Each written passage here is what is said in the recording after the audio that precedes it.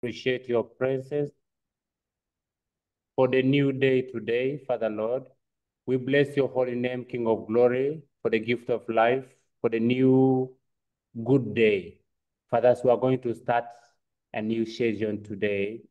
May your knowledge, King of glory, reign upon your children, and forever we bless you and glorify your holy name. We ask this through Christ our Lord. Amen.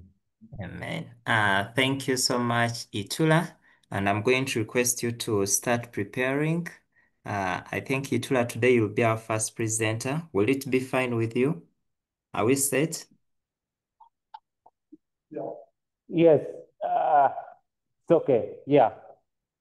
Okay, so you get set such that you open up today's discussion. I would like to welcome each and everyone, and this is the program we shall follow. We have had some introduction, and would like to welcome all the schools and all the teachers that have joined this call. Thank you so much for sparing this afternoon to come, learn, and share with everyone about mathematics. You are most welcome, and dear students, you are also welcome for this session today. I would request schools that are going to present to kindly have indicate that you are a presenter, but also you can utilize the chat to show us that you are interested in presenting this number. We are going to present this number such that we can be able to give you the rights, but also that you can be able to prepare very well. At this point, allow me to welcome the Principal Education Officer from the Ministry of Education to give us his remarks and to officially open this session. Mr. Ronald, you're most welcome. Thank you, Mr. Kaziba. Can you hear me? Yes, Mr. Ronald, you're clear. Okay, good afternoon, ladies and gentlemen. I'm happy to be joining. I'm sorry I am on the road driving to Pakwachi. I have a meeting there tomorrow morning, so I may not be able to say much, but I'm happy to be joining, and I want to welcome one of my colleagues, my friends from Mackay University, Dr. Rainick. If you are there, please, I would like to give you a minute to greet the people and maybe share one or two encouraging words with them. Doctor, are you online? Thank you. Yes, I am online. Okay, I will now leave it to you so that you complete my communication. Over to you, Doctor. Thank you. Okay, thank you. Dear everyone, I'm glad to be part of today's meeting. I'm called Raimick Okech. I head the biology unit at the Department of Science at Mackay University. I'm glad to be part of today's presentations. We are grateful for the efforts and we would want to support this initiative at whatever level. I'll be attending all through. I want to hear how the deliberations go through, given that it's my first time. Then subsequently, we can also have input into it. So thank you so much for allowing me be part of this meeting. I thank the Ministry of Education for inviting me. And I hope that we can collaborate to make this even a better venture. So back to the organizing team. Thank you so much, Dr. Remy, for those remarks, and you are most welcome for this session. Okay. I'm going to invite Itula to have your camera on such that you can lead us into our first presentation. For schools that are joining in today for their first time, I'm going to share my screen and I just display the questions that we are going to discuss. Itula, you're going to hold on a bit. Dear schools, these are the questions that we are going to be discussing today. Yesterday, we had a good discussion, and we are able to do quite a number of these items. And today we are going to continue working out to see that at least we can do the biggest part of the items that we do have. I will also share the questions in the chat in case you have not yet received them, such that you can be able to receive them. Over to you, Itula Secondary School.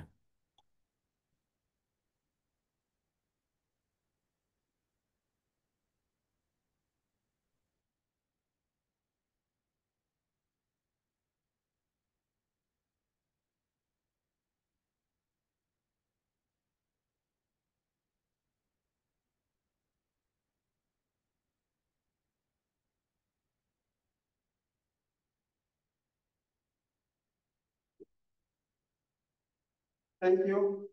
My name is calling Gama Dennis from Tula SS. I will be taking us through the question number 21, the one for paper 2, which says, given that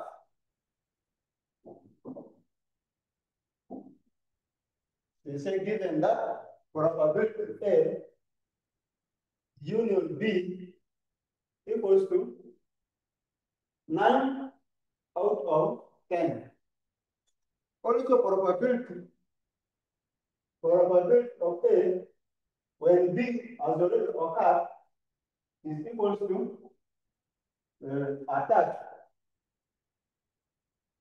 And also they have given us probability of B when A has already occurred. Then they say, find probability A. Our part A says we should find a probability A. So this kind of probability where they combine additional law and also conditional probability, we need to be keen enough.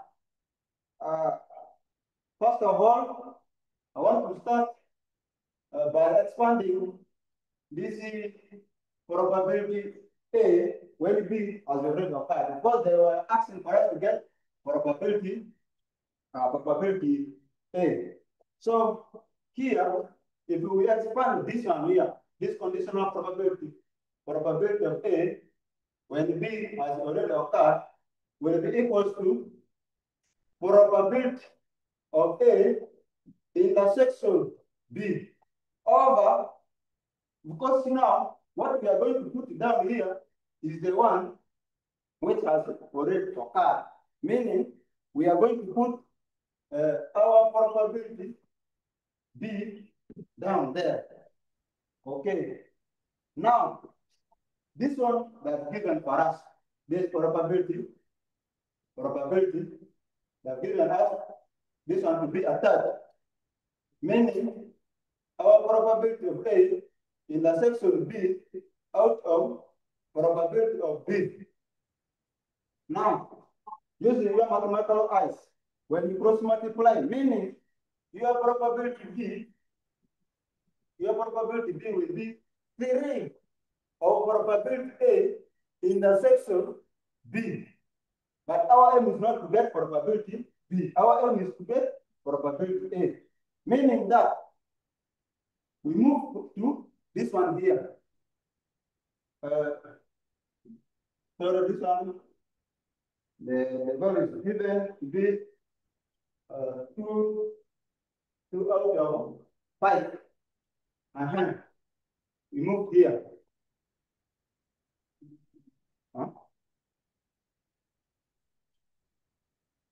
Okay. Now, if we expand this one,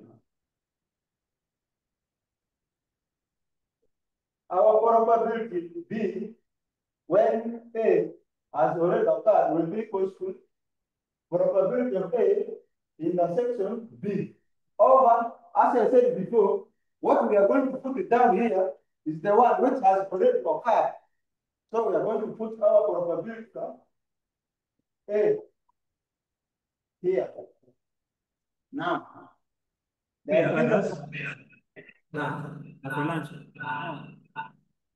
They are given for us probability of B when A has correct occur.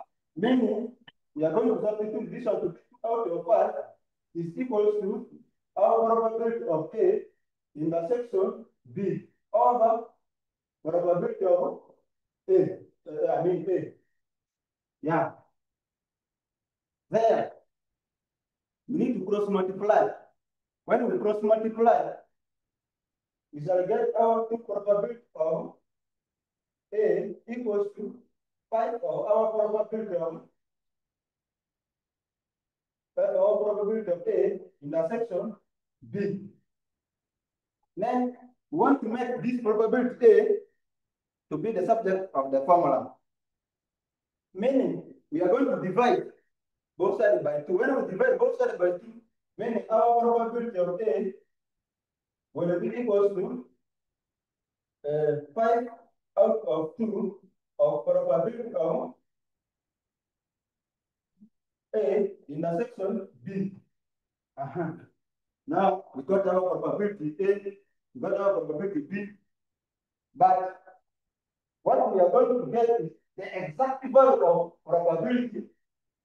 Probability A. Because if you look here, there are 2 unknowns. Now we need to go back and check whether this one is going to help us probability A union B, where that is going to help us. In additional law, we will get probability of A union B equal to your probability of A plus your probability of B minus your probability of A intersection B. All right. Now, we know this one. We get the value for this one, this one, this one. We are not going to substitute. This one is given to be 9 out of 10 equal to probability A. Our probability A is 5 out of 2 of probability of A intersection B. Meaning our 5 out of 2 of probability of A intersection B plus our probability B is 3 of probability of B A intersection B minus our probability of A intersection B. So when you are keen enough, observable, you subtract that one automatic, you will get your probability. This one will be your 2 probability of A intersection B. Okay. So if we get that one, then our probability B, okay, let me show for some student intersection B plus 2 of probability A intersection B. Now, here what we are going to do probability, this probability A intersection B is common. Let's try to call it out to simplify our work. Our 9 out of 10 will be equals to our probability of A intersection B into 5 out of 2 plus 2 plus 2. So this one, let us press it direct on the calculator so that it shall not take much time. Since in A level, calculator helps us so much. So we say 5 out of 2 plus 2 will give us 9 out of 2. Will give us 9 out of 2. When you multiply it with our 9 out of 10, it equates to 9 out of 2 of probability A intersection B. So when you're really mathematician, you can see this 9 will be crossing. When this 9 will cross, meaning we are going to remain with 2 out of 10. Then when 2 out of 10, when you divide, you remain with a fifth. It means our probability A in the section B will be equal to 1 out of 5. Okay, now we get our probability A in the section B. We are going to ask ourselves, since we are looking for this probability A, meaning this equation will help us. Okay. Now, we are going to substitute the value of B, probability A in the section of B here.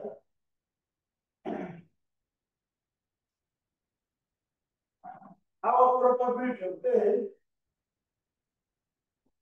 will be equal to 5 of 2 times this half, this a fifth, I mean. Yeah. Then when you see there, this 5 and this 5 will cross, meaning our probability A will be equal to a half. All right, that is our the first equation. Part A said we should find our probability A, and this one is our probability A. Now moving to part B. Part B said we should get probability of A complement when probability B complement has already occurred. So this one will equate to our probability of A in the section B. Remember, they are all complements, so we maintain the complement. Then here, this city which has already occurred is the one which is a complement. So we put here complement. Okay? All right. So now, in addition, look, this probability here can actually be written our probability of A union B, then we pull out the complement to be equal to probability of B complement. But this probability B complement can also actually be written as probability 1 minus probability from the contingency table.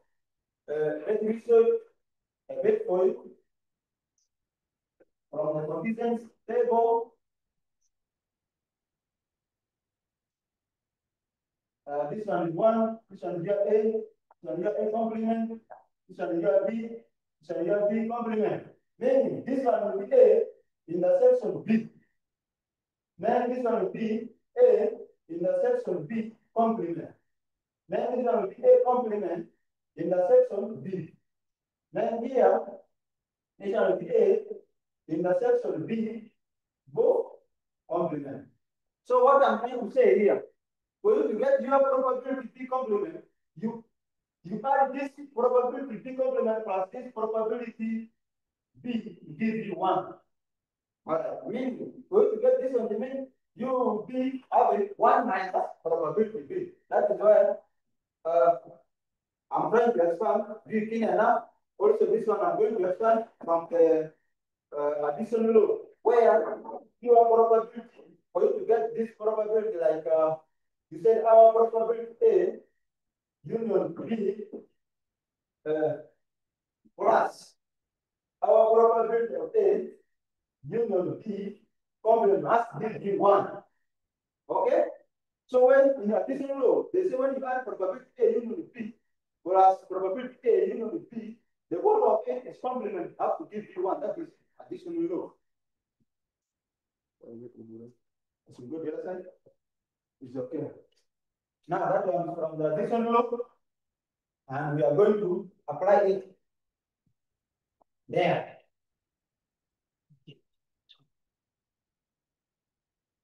We are going to apply it, meaning our probability A union B complement will be equal to 1 minus probability of A union B.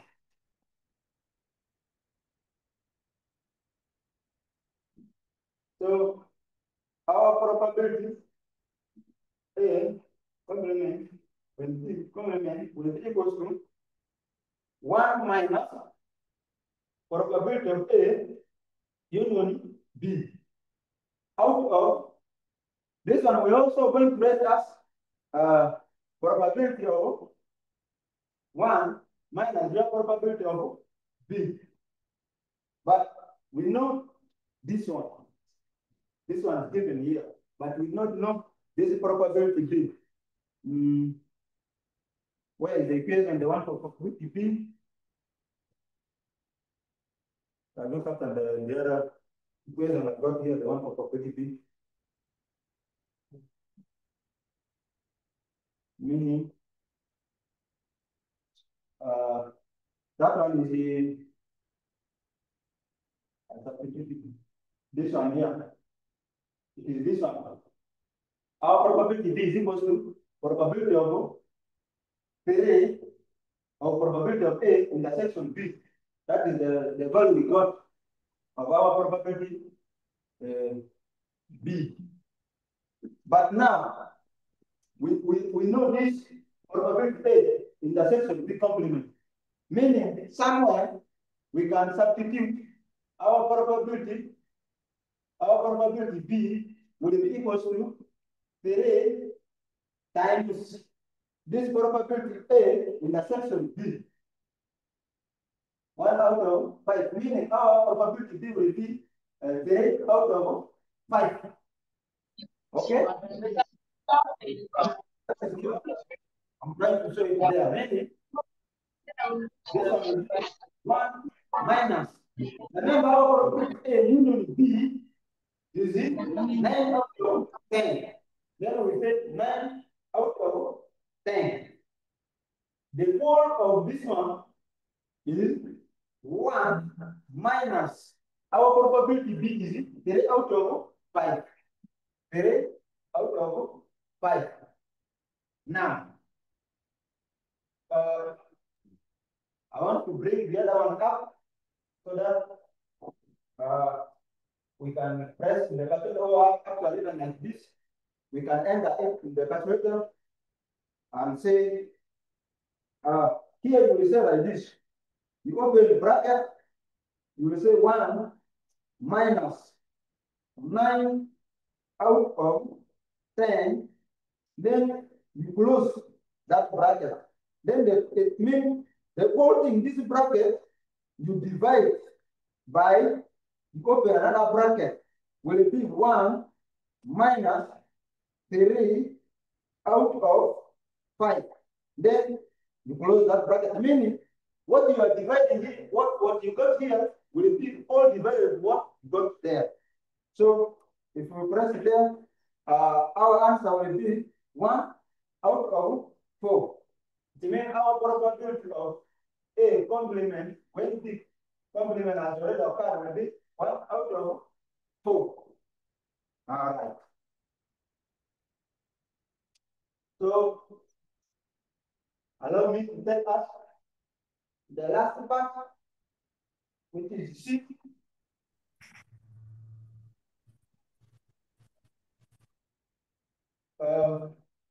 This is the last part. C says we have to find probability of A or B, but not both A and B.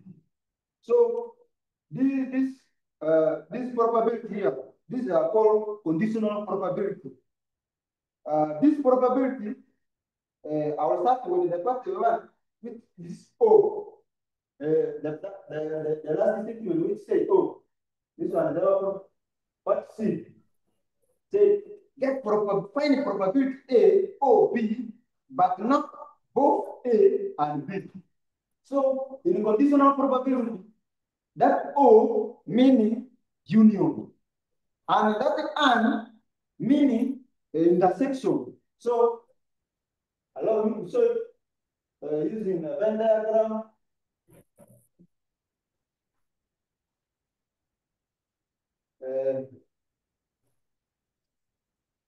Assuming this one is our probability A, then this one to be our probability B. Mister. Okay? Oh. Now, this probability A or B, meaning the whole of this one, union. You have to get O meaning union, the whole of this one. Now, the other statement said, but not A and B, meaning we are going to exclude this part away. This part is not required. This part is not required. This intersection part is not required. Meaning, for what they were asking about is we should get our probability of A union B minus our probability of A intersection B. Okay? All right. This one will be equal to, we know probability A union B, which is 9 out of 10 minus our probability of A intersection B. We got it to be our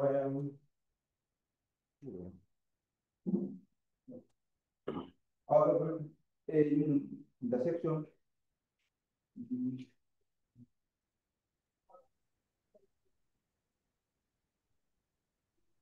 It was 2 out of 10. 2 out of 10, eh? Mm.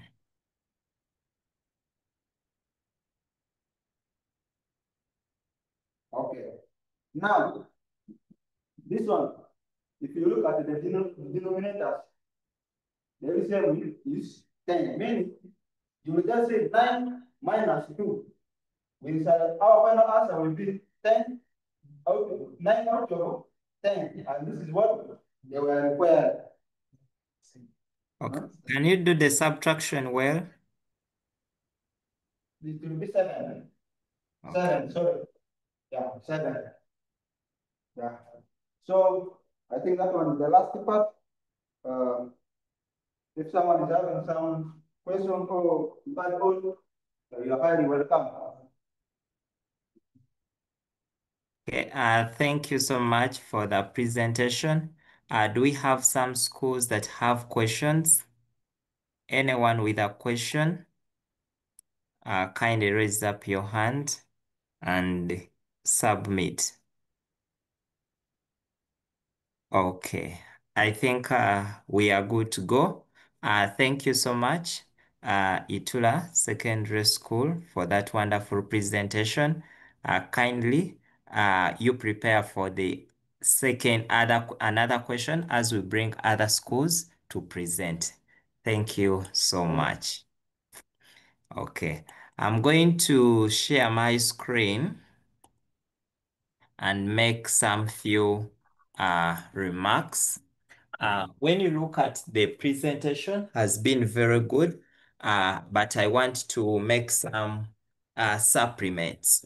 The other alternative way someone would have approached this same number, we could use the idea that Itula has used. When you look at the number we have been dealing with, we obtain our A intersection B as 0.2. We went on and had our probability of A as 0.5, and we had the probability of B as 0.6. So we could as well go direct for the second part, for part B. The other alternative we could go on and use the Venn diagrams, whereby here is our Venn diagram. Itula has already showed us where we have probability of A, and here we have our probability of B. Now, looking at the Venn diagram, you notice that A intersection B, which is this part here in the middle, is given as 0.2. But you can notice that the whole of this part of probability of A, in order for us to get this part here, it means that we shall obtain our probability of A, which is 0.5. So we shall say 0.5 minus 0.2, and we end up with 0.3. Then for this part, we shall have 0.6 minus 0.2, which will end up giving us 0.4. So our Venn diagram I can now draw it again in a very good way. And I'll have here probability of A, and here we shall have 0.3. This one will be 0.2, and this will be 0.4. But we know that when we add up all the probabilities within a Venn diagram, we must get our answer as 1. The total probability is 1.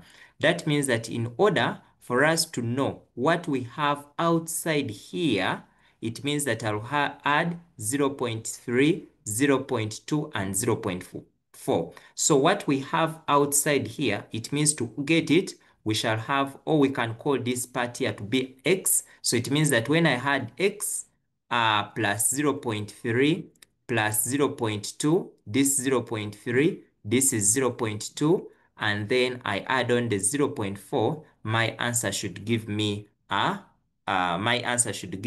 1. So when you add well, it will be x plus 0.9 equals to 1, and therefore your x will be 1 minus 0.9, which will give us a 0.1. Therefore, it means that what we have outside here is 0.1. So when you remind yourself in probability or under set theory, we notice very well that what we when we allow me to remove this.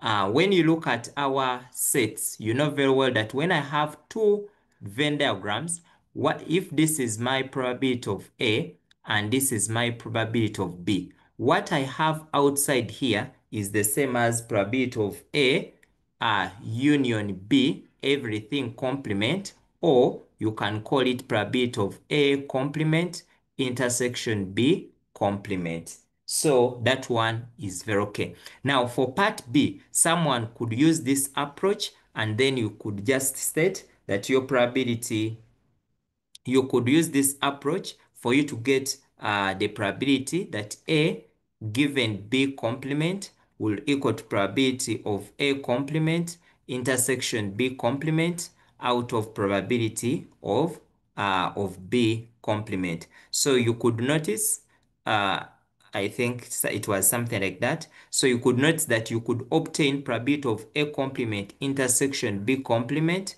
just from using your Venn diagram. So this is the alternative way you could obtain probability of A complement intersection B complement easily without using the other approach. Then, dear students, as you are dealing with probabilities, please take note that when you are handling probability, and take an example, you are dealing with fractions, we do recommend that always stick to at least 4 decimal places. In case you get a recurring decimal, we expect that write your answer as a fraction if possible. But in case it is inevitable, then make sure you write to at least 4 decimal places. Number 2, avoid premature approximation. Avoid rounding off digits quickly before you reach your final answer. And for cases where you can use fractions, let's use fractions to avoid rounding off quickly, or to avoid making mistakes, or to have accurate answers. So make sure you prioritize that. And here, do not forget that if I can remove, do not forget this rule always, that when you have probability of A union B complement, it is the same thing as having A complement intersection B complement. You can write it like that, or you can write it as probability of A complement intersection B complement. And this one comes from what we call the De Morgan's rule. But also do not forget the important relation that when I have probability of A plus probability of A complement, this one will equal to 1.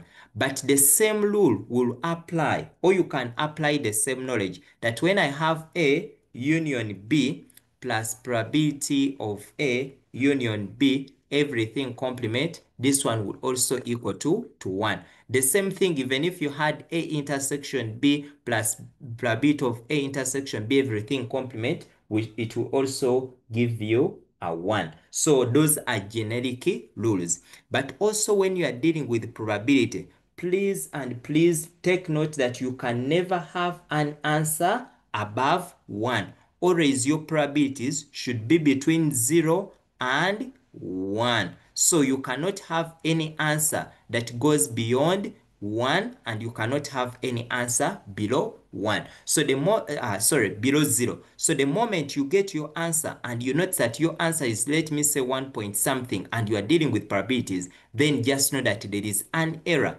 you are making, unless there was an error with that question. But please make sure that your answer you are getting is between 0 and 1. And always when we are writing probabilities in decimals, we always write to 4 decimal points. Let me say 1.413. So make sure that you write, unless it is a terminating decimal. But in case it is not a terminating decimal, it is a recurring decimal, and then go on and write to 4 decimal places.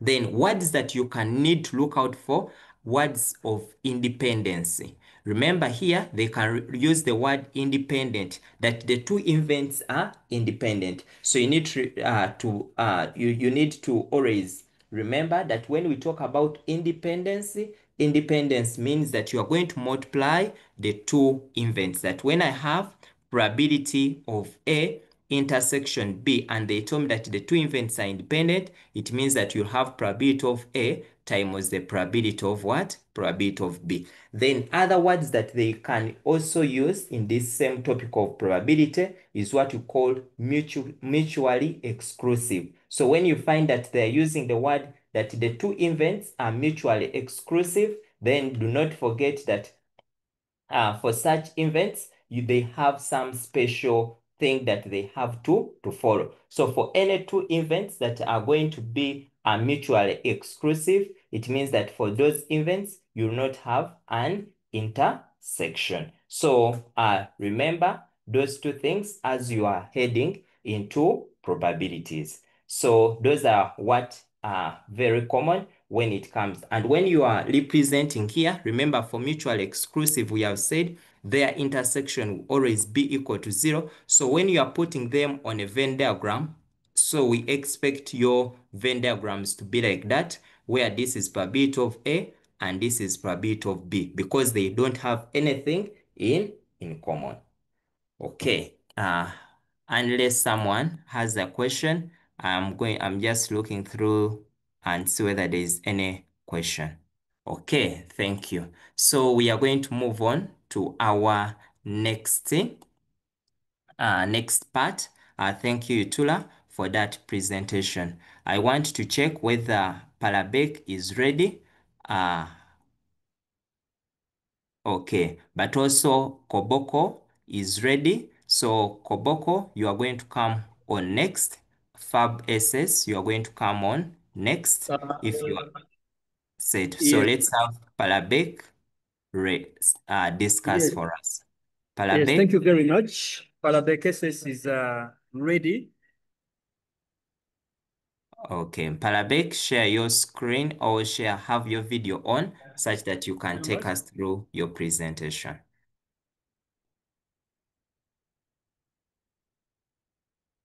Palabekeses is present number 32 and 33. Okay. We are waiting to have your video on. And for the first round, we shall have one number first, then we shall come back for the second round.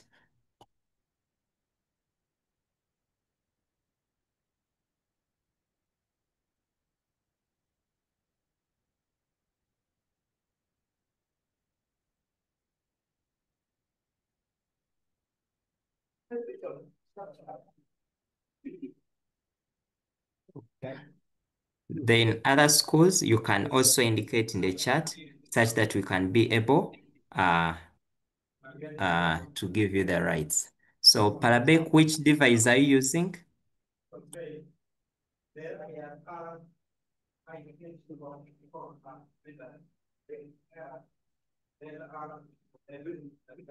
Palabek?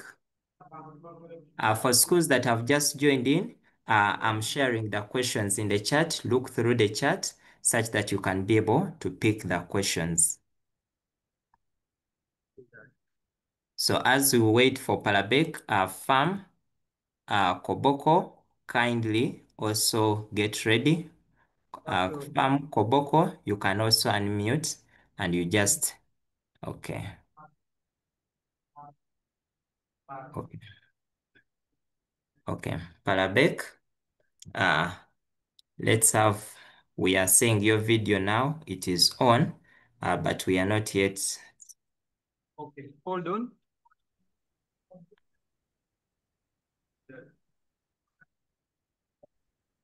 Yes. So I think Okay, it is the one of Komakech. Is it the one of Komakech? Yes. Palabek, is Komakech yours? Okay. Oh, Komakech, unmute. Komakech, unmute. I'm going to ask Komakech. He has started discussing, but we are not. So, exact volume is equal to 1 over 3 below the 5 over 8. So, is given by exact value minus approximate value. So our R in the radius is given by and R equal our exact value R is minus small r. So implying our total R is equal to delta R plus small r. As R in the I H is given by capital H minus small h. So H, capital H equal to delta H plus small h. So now let the R in volume be equal to delta B, implying delta B is equal to our exact volume is 1 over 3 pi everything r squared h minus 1 over 3 pi r squared non h. So as you can see from here that we have common terms. 1 over 3 pi and then 1 over 0 pi. We're going to pull it out. 1 over 3 pi into r squared minus r squared into 8. So from here, we are going to plug in the volume of r squared, then small r.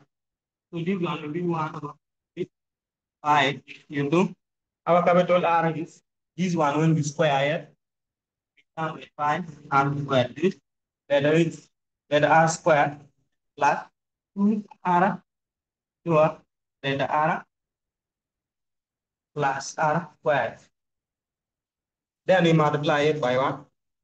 Capital H which is delta H plus H minus r squared H.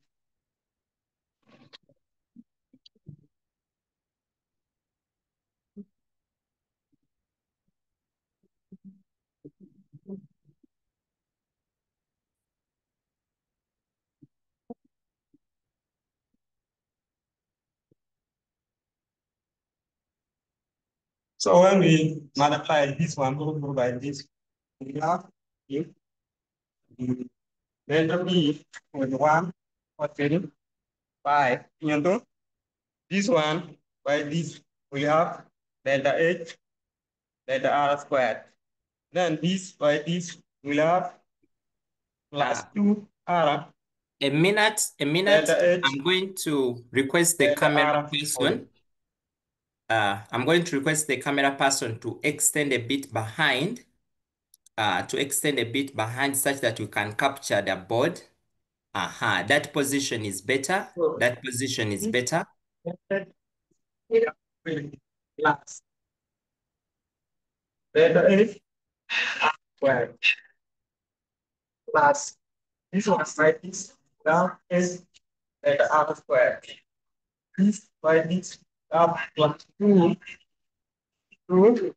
R8 letter R. This side is plus 8 R square minus R square. Yes. So as you can see from here, that these and these are equal. So these one will not be cancelled. And then our Samsung.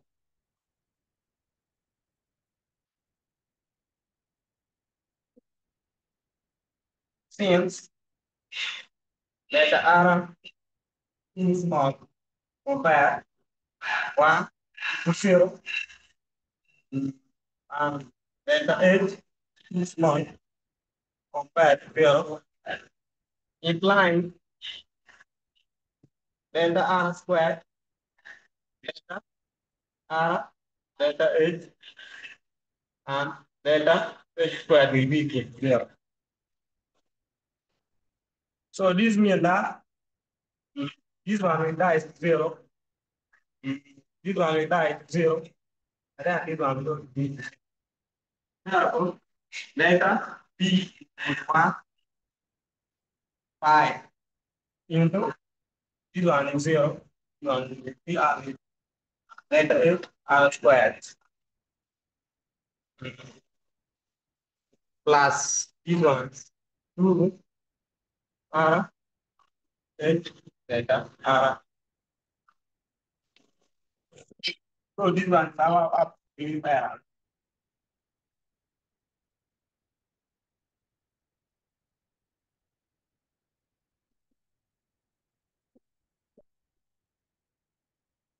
So up to B by below the square plus 2R is letter R. So we want to get our maximum relative error. Maximum relative error is let the error by the approximate value. So maximum relative error 1.35. Letter 1, letter 8, divide our approximation 5.5 square is plus 2R is letter R by 1 by R squared. Then shut the door. So when we from the denominator here, you can say that 1 by into letter H R squared plus 2 R is letter R. Rồi common dapat pilih 1 by that we say R squared H and this one R squared. This one and this one we cancel. And then this R squared we cancel this R squared.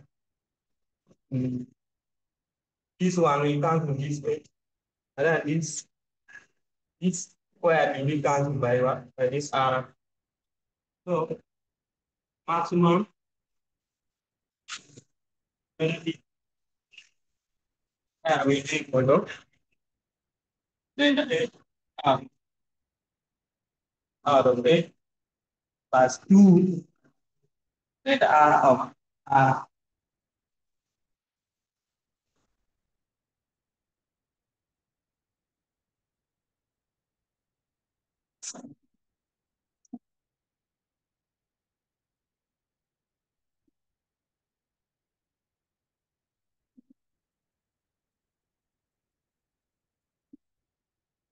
So we are going to introduce triangle inequality. In the maximum relative error will be less than equal to magnitude of delta H or small h plus 2 delta R over R. So for us to remove this equal to sign, we have to distribute this magnitude sign to both of them. So imply maximum relative error will be equal to magnitude of delta H over H plus 2 into delta R over R. So we are going to interchange the position. This one imply that we delta R over R plus delta H over small h.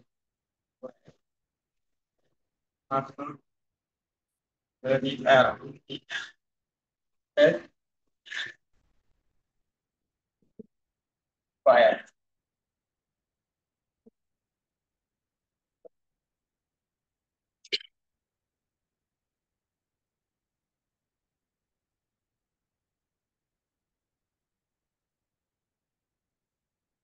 So question B is comparing that if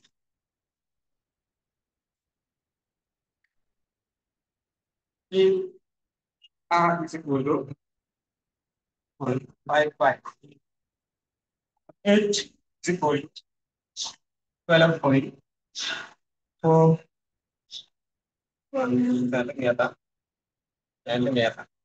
in line, that R is equal to 0.005, and then that is 0.05. And find the percentage error in the volume. So the percentage error in the volume is the same as maximum resistance error times 100%. So we are going to plug this volume of delta R, delta R, and then we give a equation, then we multiply it by 1. Line percentage error is equal to 2 into delta R 0.05 divided 0.55 plus 0.05 divided 12.4 times 100%. One is equal to 3.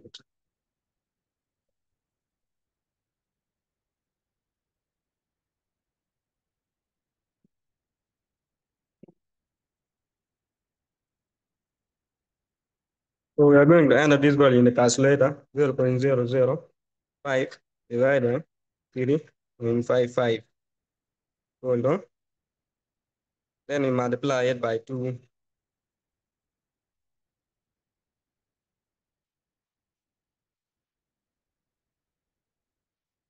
So it will be 8169 times 10 plus 0.05 divided by 12.4.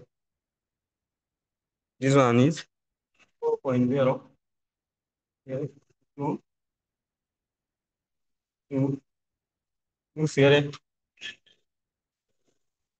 times 100 cents. And 10 exponent negative.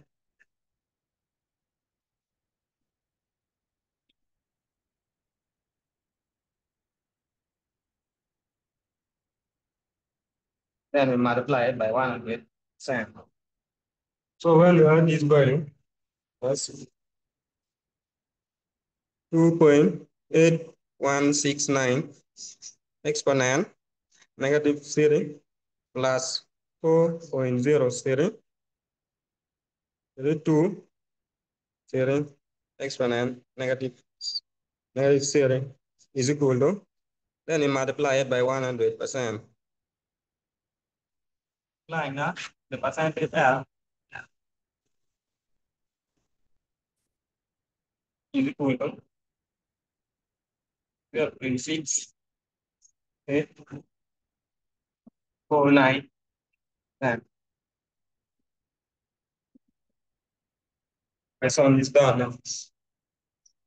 Any question?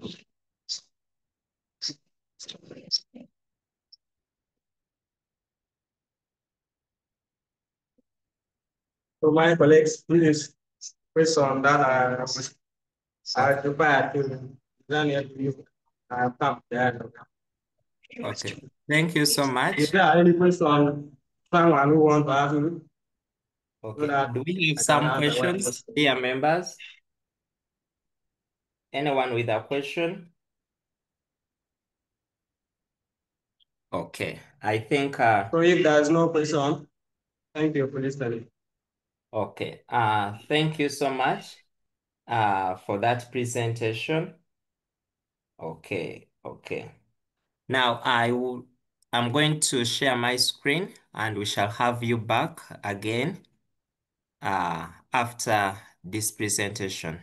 Now, dear students, we do understand that sometimes they may bring for you formulas or different shapes, and sometimes you may not know how to obtain. Like when you look at that question was talking about a cone, but you may find yourself that probably you do not remember the volume of the cone. Now, many of the shapes that will be asked can be found in our UNEB timetables. When you look at the UNEB tables, they have some of those formulas that you need. So it is up to you to check and ask for that book such that you can be able to see that particular formula. In case they ask for a cylinder, we do expect you to be knowing, so you can come here and pick the formula. In case they have talked about a cone or a pyramid, now the formula is here. However, now for such number, when you look at 38 for mensuration, you notice that you need to know the figure of a cone, that a cone is a figure of this nature. Those who play soccer, you can relate. Those who take ice cream, you can relate. Now, however, when we look at the formula that is being provided in the table, you notice it's given by a third area times height. But this A stands for the base area, meaning that you need to know the figure of the shape of that particular figure, that when you look at a cone, the base of the cone has a figure, and this figure here is a circle, meaning that where there is A, you need to know that it is a circle. But how do you get the area of the circle? That the area of the circle is given by pi r squared then times the height. So where there is A, you substitute it with pi r squared, and there you will obtain the formula for the cone. Similarly, when it comes to a pyramid, in case maybe it was about pyramid, then you need to know that pyramid, still the formula is a third area times height. But how is the base of a pyramid? How does it look like? That for a pyramid, it is a rectangle, it can be a rectangle, it can be a square, and the rest of that. So you need to know that the area of a rectangle is given by length times what? Times width. So you need to know the area of that particular figure now for such a case. In case it is for sphere, then you can relate and look at the formula for area, whether it is what? Volume. So do not fail some of those things because you don't know how to, you do not know the formula of a particular figure. Cross-check in your logbooks and check for that particular formula. Then, when you are deriving, there are some things that are important. For any assumption you are going to make sure you include it there. Secondly, the triangular inequality is also very important. Take an example. I know you have seen this triangular inequality, which is less than or equal to A, then plus B. So when you are deriving, we want to also see it somewhere in case it is needed. So make sure you have some of those things are stated clearly. But do not forget that for any assumption, like you noticed our presenter was clear. He told us that since, so you write that since change in X and change in Y are very small.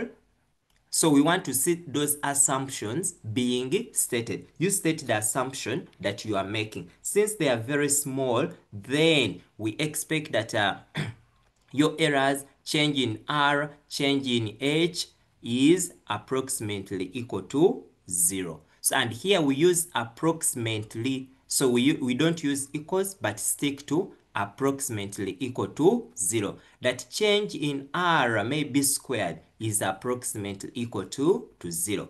So we expect you to have such when you are making your conclusions.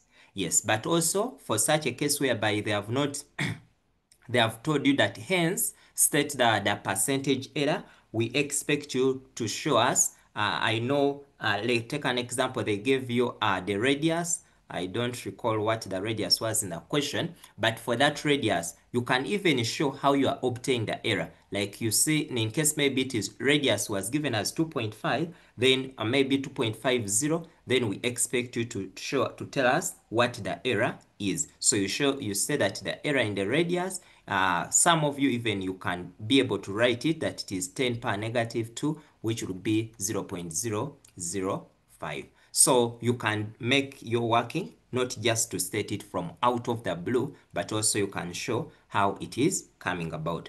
But also avoid writing writing shortcuts, like you writing percentage error like this. Some of you want to write like that. You complete percentage error is equal to this, and then you make your calculation. So make sure you do it. But also do not forget the absolute. When you are making those ones, don't forget these bars, the absolute, because they help us to eliminate any negativity that we may have. So do not forget them where you are supposed to use. Okay, otherwise, thank you so much for the presentation. That was Parabek Secondary School. Okay, next we are going to have Farm.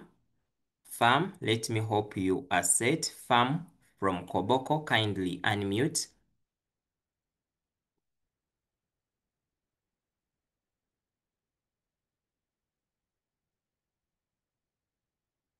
Yes, the work I was sharing is from the logbook. So I'm going to share it here such that those who don't have the logbook in your schools, you can have it. But every school is supposed to have those logbooks to support you during your papers for math, not to cram every formula. Okay. Okay.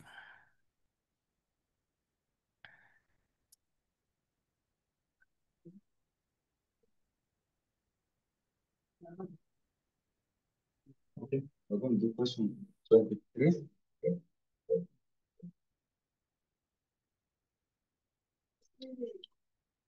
So first, since the table below shows the marks mathematics, which is represented by X, this is T, represented by Y, obtained by second steps. So if you have the question paper, I think the table is very clear. So Roman number 1 is saying plot a sample diagram for the data and draw a line of best fit and comment on the relationship between the scores in the test. So when you are drawing the sample diagram, you always know, of course, you have the y-axis and the x-axis. But when they have given you the table like this, it doesn't matter whether you put math in the x-axis or in the y-axis, it doesn't matter. So for this one, I'm going to explain it in another way, but you use the graph of the so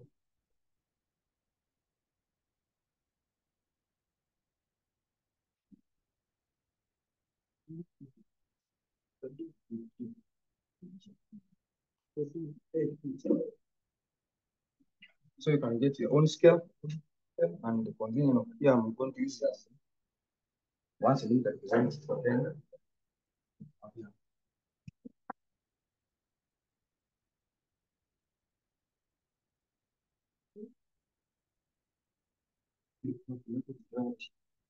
30, 40, 60, 70,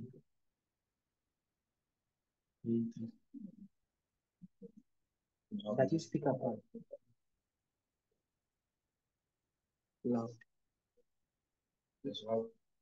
10, 20, 30, 40, 50, 60, 70, 80, 90. This helps. Of course, these are the highest value there can be 90 something, 96. So we're going to start plotting, and here we can have y, which is the SST, then x, axis, which is the mathematics. So we're going to plot now. We have for x 35, then 86 for y. X 35. And estimate, because I'm estimating here, because this is not a graphic. 35. Then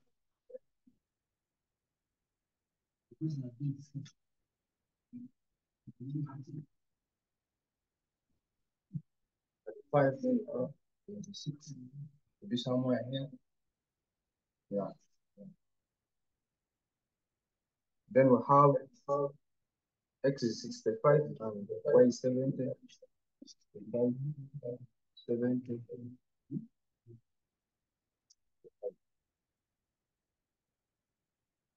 Then we have x is 55. Then y is 84. 84. And around here. Right. Then we have x 25 and y 92. 92 and around here. Then we have x 45.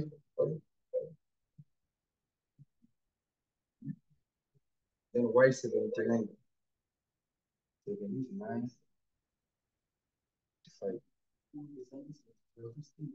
Then we have x 75. 75. Then y 68. So somewhere here.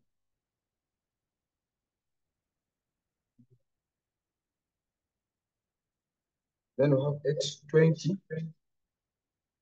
And then y 96.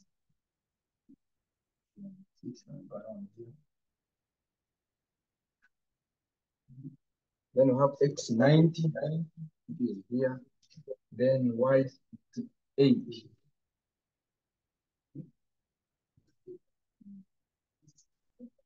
Then we have x 51, somewhere here. Then we have 86. Okay. And we have lastly x is 60 and y is 77. 60 and 77. Yeah. So you can see how the graph is looking like. Now, whenever you're plotting a set diagram, there are three things you need to know. One, when the graph is this way, it's positive correlation. But when it is so that in this other side, it's negative. And when it is scattered, like you have these points everywhere, there's no correlation to that one. So that is when they say we should draw the line of best fit. Then to make it easy, things easier for you, you can calculate the line of best fit. You get the average of the x and y. Then you plot it, then it will give you the best fit. Of course, I need to get it.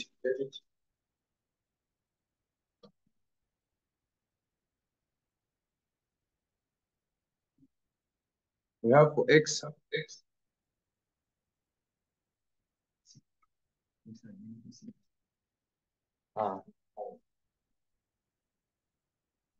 x we have 35 plus 65 plus 55 plus 25 plus 45 plus 75 plus 20 plus 90 plus 51 plus 16. Then you get the whole result and divide by the number of course, you need to count how many spaces are there. We have 1, 2, 3, 4, 5, 6, 7, 8, 9, 10. Yes, everything divided by 10. So you get 52.1.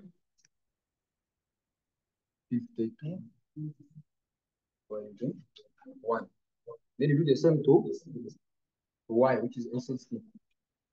So you have also, you add all the sum of this, which is 70 plus 24 plus 92 plus 79 plus 68 plus 96 plus 58 plus 86 plus 77.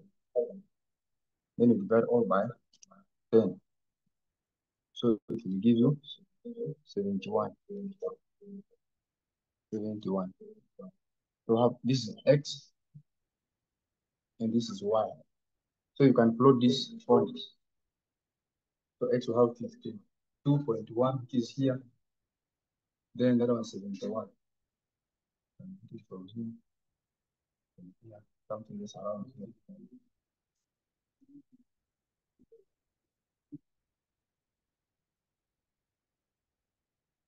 Then you can draw your line of best fit. Because you can put your ruler anywhere, but it should pass from there, the line of the best fit in the middle.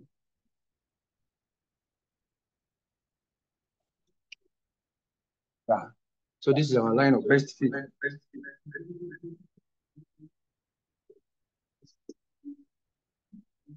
So the other question is saying, of course, they say we should comment on this one. So as I said, this one is negative correlation. Yeah. So that is should be the comment. Comment is.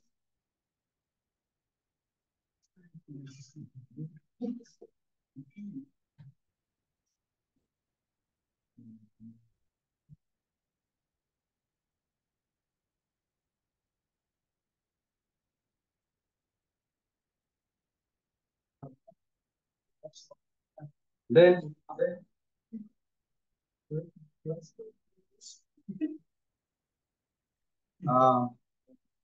what you say is mathematics mark x when SST mark y is 84.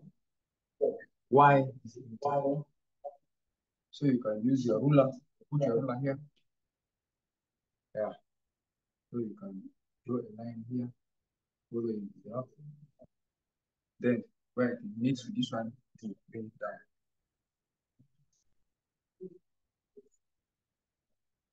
Yeah, mine might not be accurate, but if you use a ruler, it will be accurate. So you read this point here, meaning Roman number 2 will be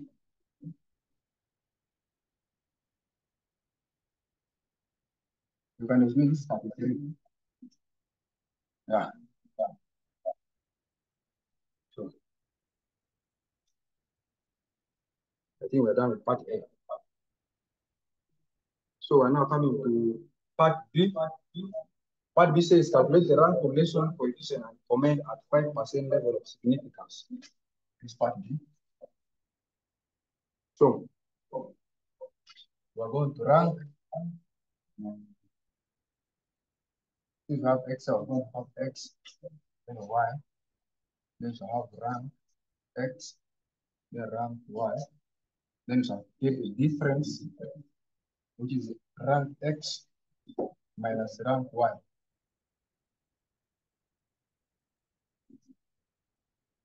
Then you shall have lastly the square of the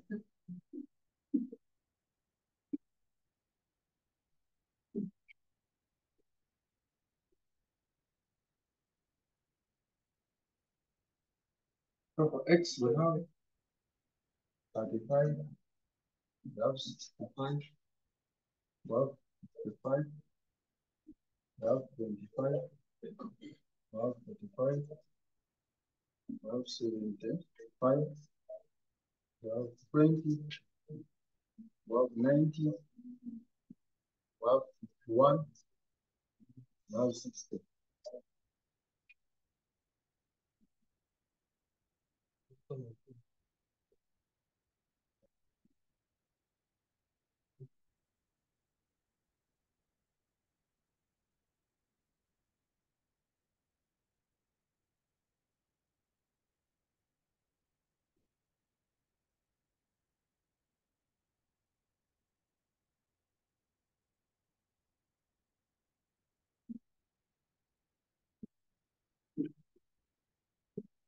So have 86 here, 12, 70, 12, 84, 12, 92, 12, 79, 12, 68.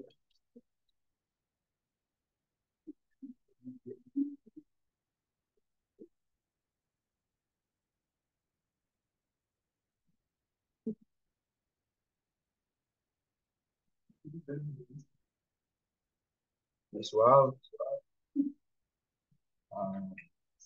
68, 96, 12, 48, 12, 86, and 77. So when ranking, please, what you have to know is you can rank it in ascending or descending order. I mean, you can start from the smallest, then you go to the biggest, or you can start from the biggest and you come to the smallest. So let me hope I'm clear. Yeah. So let's start with the X. Let's rank X. Let's start from the biggest. So here, when you look around, I think 90 is the biggest. So you have 5 to be number 1. Then after 90, you have 75, number 2. After 75, you have 65. Then you have 60, number 4. Then you have 50. You have 51.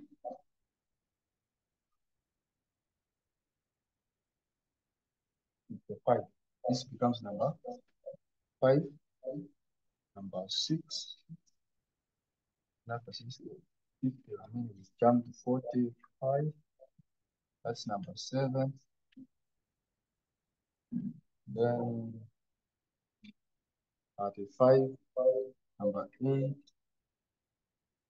Then we have these two, 25 and 20. So this one becomes 9, and this one 10. So when you start ranking X from the biggest or in descending order, so this one should also flow in descending order. When you started from ascending order, this one also must flow in ascending order. So for this one, let's rank 1. Because now when you check, I have 96. This qualifies to be number 1. After 96, we have 92, number 2. Then after 90, we come to 86, and there are 2. So meaning this one is taking position 3 and 4. So for you to get the ranking for these 2, you add the sum of their numbers, and then you divide by 2. So yeah, we have 3 plus 4 because they're in third and fourth positions. So I have 3 plus 4, which is 7 divided by 2. We get 3.5. So meaning you put both of them, this one is 3.5. Then this was also 3.5. So this is now the fourth one. Now we're going to the fifth one. After 86, we come to 84. It's number 5 now. Then we have 79. Number 6. Then we have 77. Number 7. Then we have 70. Number 8. Then we have 68. Number 9. Then the last one. Difference. For the difference, is rank X minus rank Y. So here is allowed 8 minus 3.5, 4.5. Then we have 3 plus 8, get 11. 3 minus 8, get negative 5. This is you get 0. 9 minus this you get 7. 7 minus 6 you get 1. 2 minus this you get negative 7. 10 minus 1 you get 9. This you get negative 9. This minus this you get 6 minus 3.5. So you have 2.5. Then 4 minus 7 you get negative 3. So get the square of the difference. Then here, when you square 4.5,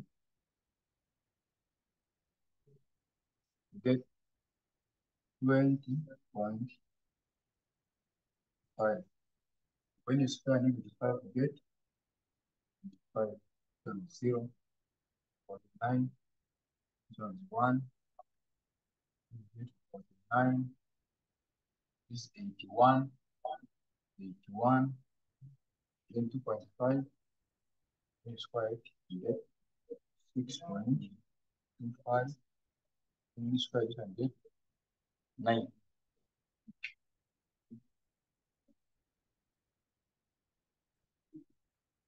So after getting this, let's say this square. I don't know this. So you get 20.25 plus 2.5 plus 0 plus 49 plus 1 plus 49 plus 81 plus 21 plus 6.25 plus 9. So we get 220.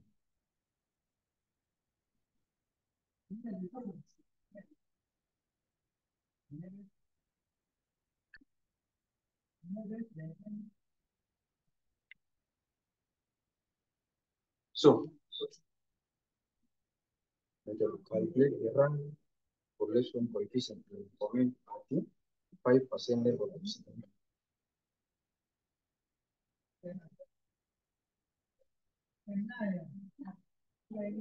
Yeah, the formula for getting rank population we should have 1 minus 6 squared over n squared minus 1. So this is the difference. Because which I defined earlier on. Then n is representing the number of n is representing the number of pairs. So the pairs which are given in the table. Like here we have 1, 2, 3, 4, 5, 6, 7, 8, 9, 10. So there are 10 pairs.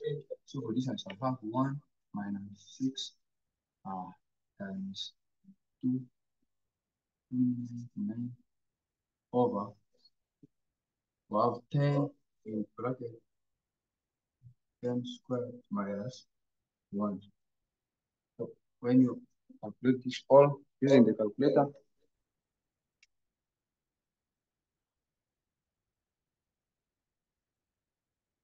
u1 minus in bracket we have 6 times 299 divided by and put in bracket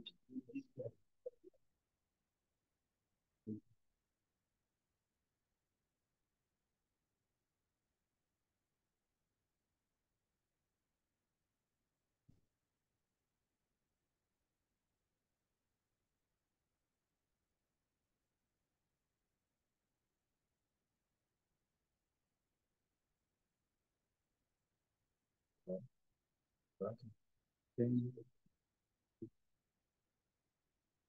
square.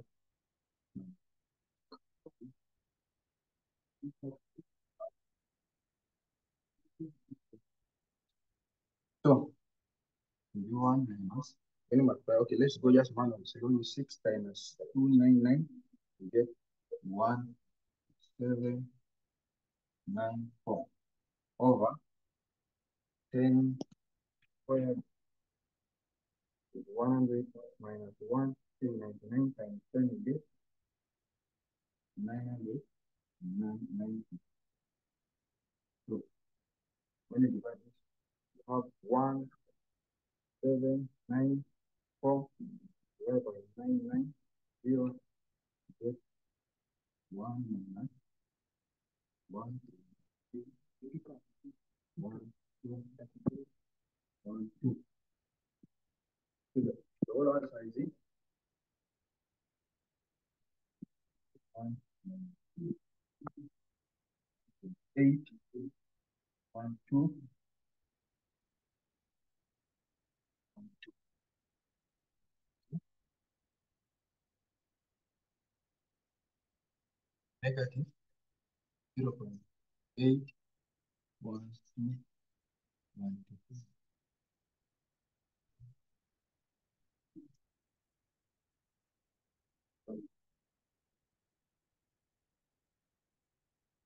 So, they're saying to comment at it 5% level of significance. And on, not from the notable book.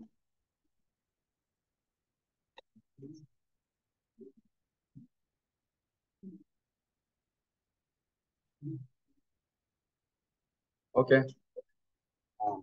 As you are commenting on this one, 5% significance. So we can look for this. When you have the log table book,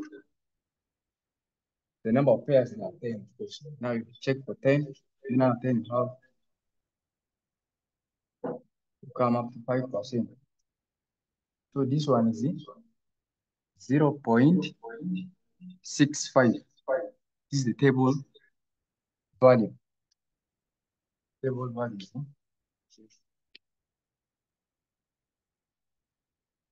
0.65.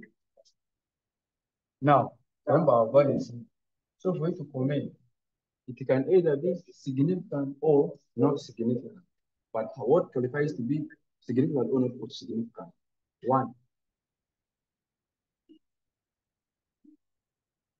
When the value of 10 is, of course, the same as we're commenting. And when you check here in the Spearman's correlation, you have significance if the rank correlation exceeds at 5%.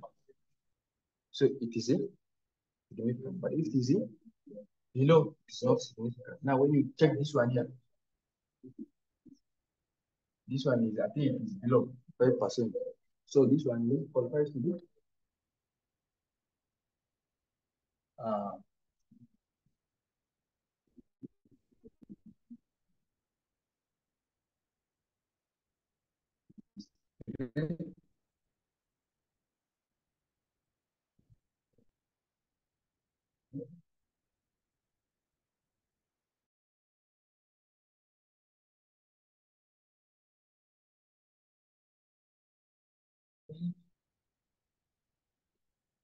yeah, I think this one shows that there was error when we were calculating the D.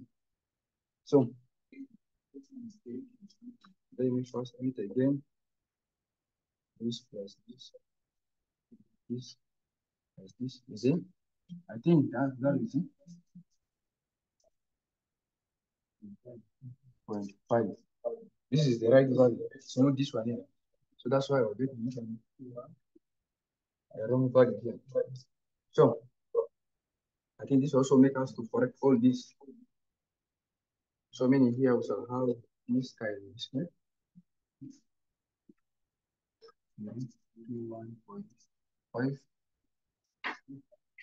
raised to 1.5 times 6. Get 1, 9, 9.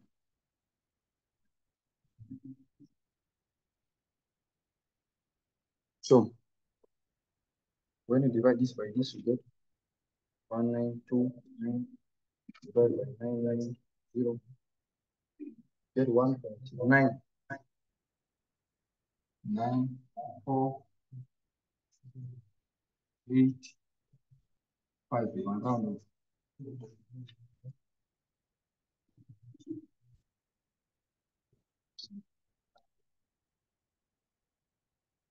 1.9 8 5. So yeah, everybody will be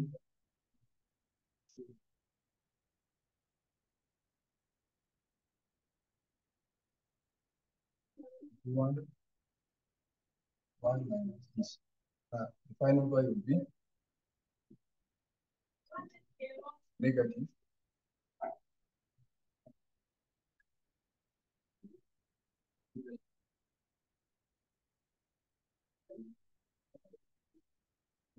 0.9485.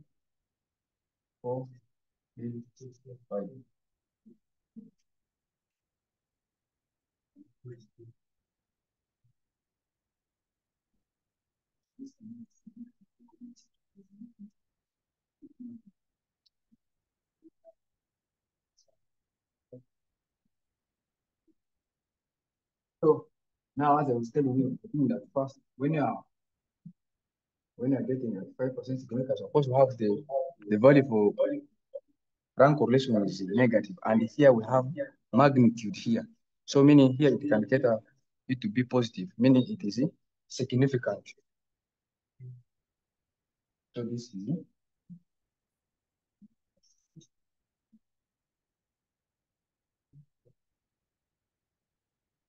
so I think that is all.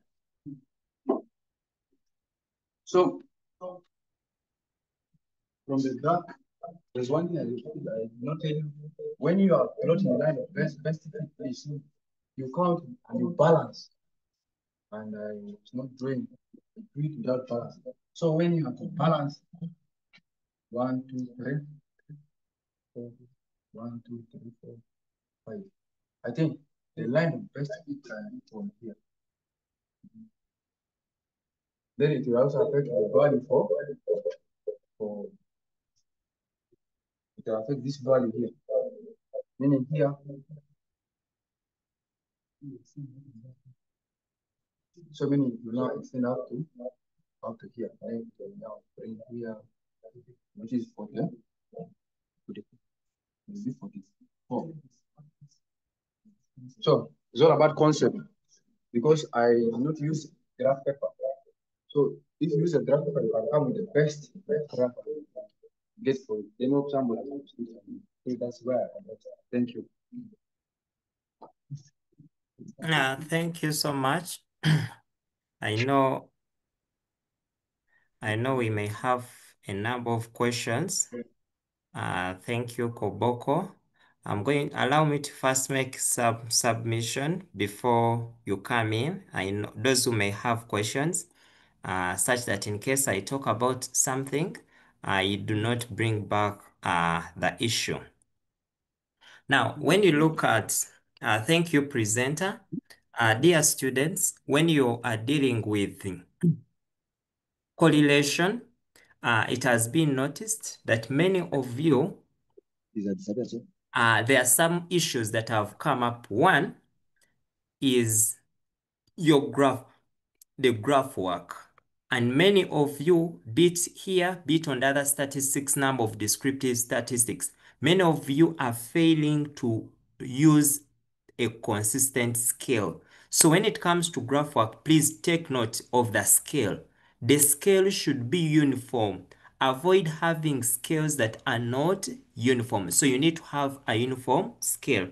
When you are being told to draw your line of best fit, to plot the points, you'll find that such a number, graph work may take about 4 to 5 marks. But what are those marks? One, they give you a bonus mark for you to show a mean point. When you come on your graph and you show a mean point, that one is a mark being awarded to you. Now here, this is like our mean what? Our mean mark. Then they will give you another bonus mark for axes labeled. So you must ensure that your axes are well labeled with a uniform scale. Axes labeled with a uniform what? With a uniform scale. When you look at the graph I'm showing you, you can notice that the scale is uniform. In between any two, you'll find that it is 10, 10, 10, 10 like that. Then so after having a uniform scale, you have to go on. You have to go on and have another one. They give you a mark for plotting. Then from there, they give you a mark for the line of best fit. But when they are awarding the line of best fit, they mainly consider three conditions. One, that line you draw must pass through the mean point. This is the first condition. But also, it may touch one or more than one point that you have plotted. Number two, it must pass through the mean point. Condition number two, it must touch at least or go through one of the points that you have plotted. Then the last one, it must leave equal number of points on both sides. So when you are coming up with your line of best fit, make sure that when you are balancing it, you have unequal. In case this side you have 4 points, this side also have what? 4 points. But do not have 1 point this side and this side you have 8. It means that you'll miss a mark, a bonus mark for the line of best fit because it does not fulfill the condition. So at least you must have an equal number. Like here you see this is 1, 2, this is 3, and this is 4. When you come this side, this is 1 point, this is 2, this is 3, and this is 4. So you must have equal number of points on both sides. But also you need to label it very well. That when I'm labeling, the axes are well what? Are well labeled. So this is just a draft sketch to show you, but you can come up with something much better. But also to be a good person, you can even have the title. What does your graph show? Then you can have your title here, well written, and then you continue. So that is about the graph. Then when it comes to the ranking, like let me share a table. This is just a sample table. When you look at this table I've shared, the marks are going to be awarded. One, they will give you a bonus mark for ranking, that you have ranked your things very well. However, in case for X, you have used an ascending order, please stick to the same when it comes to Y.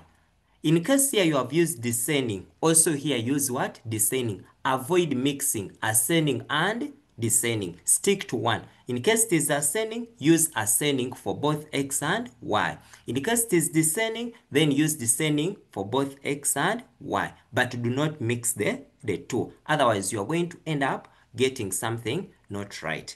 Then number two, they will give you a mark for adding. So we must be able to see your addition here. So you must be able to add very well, such that you get the right total. So they will give you a bonus. So this table, you'll find that it takes about 2 marks, 2 or 3, depending on the question that you are dealing with.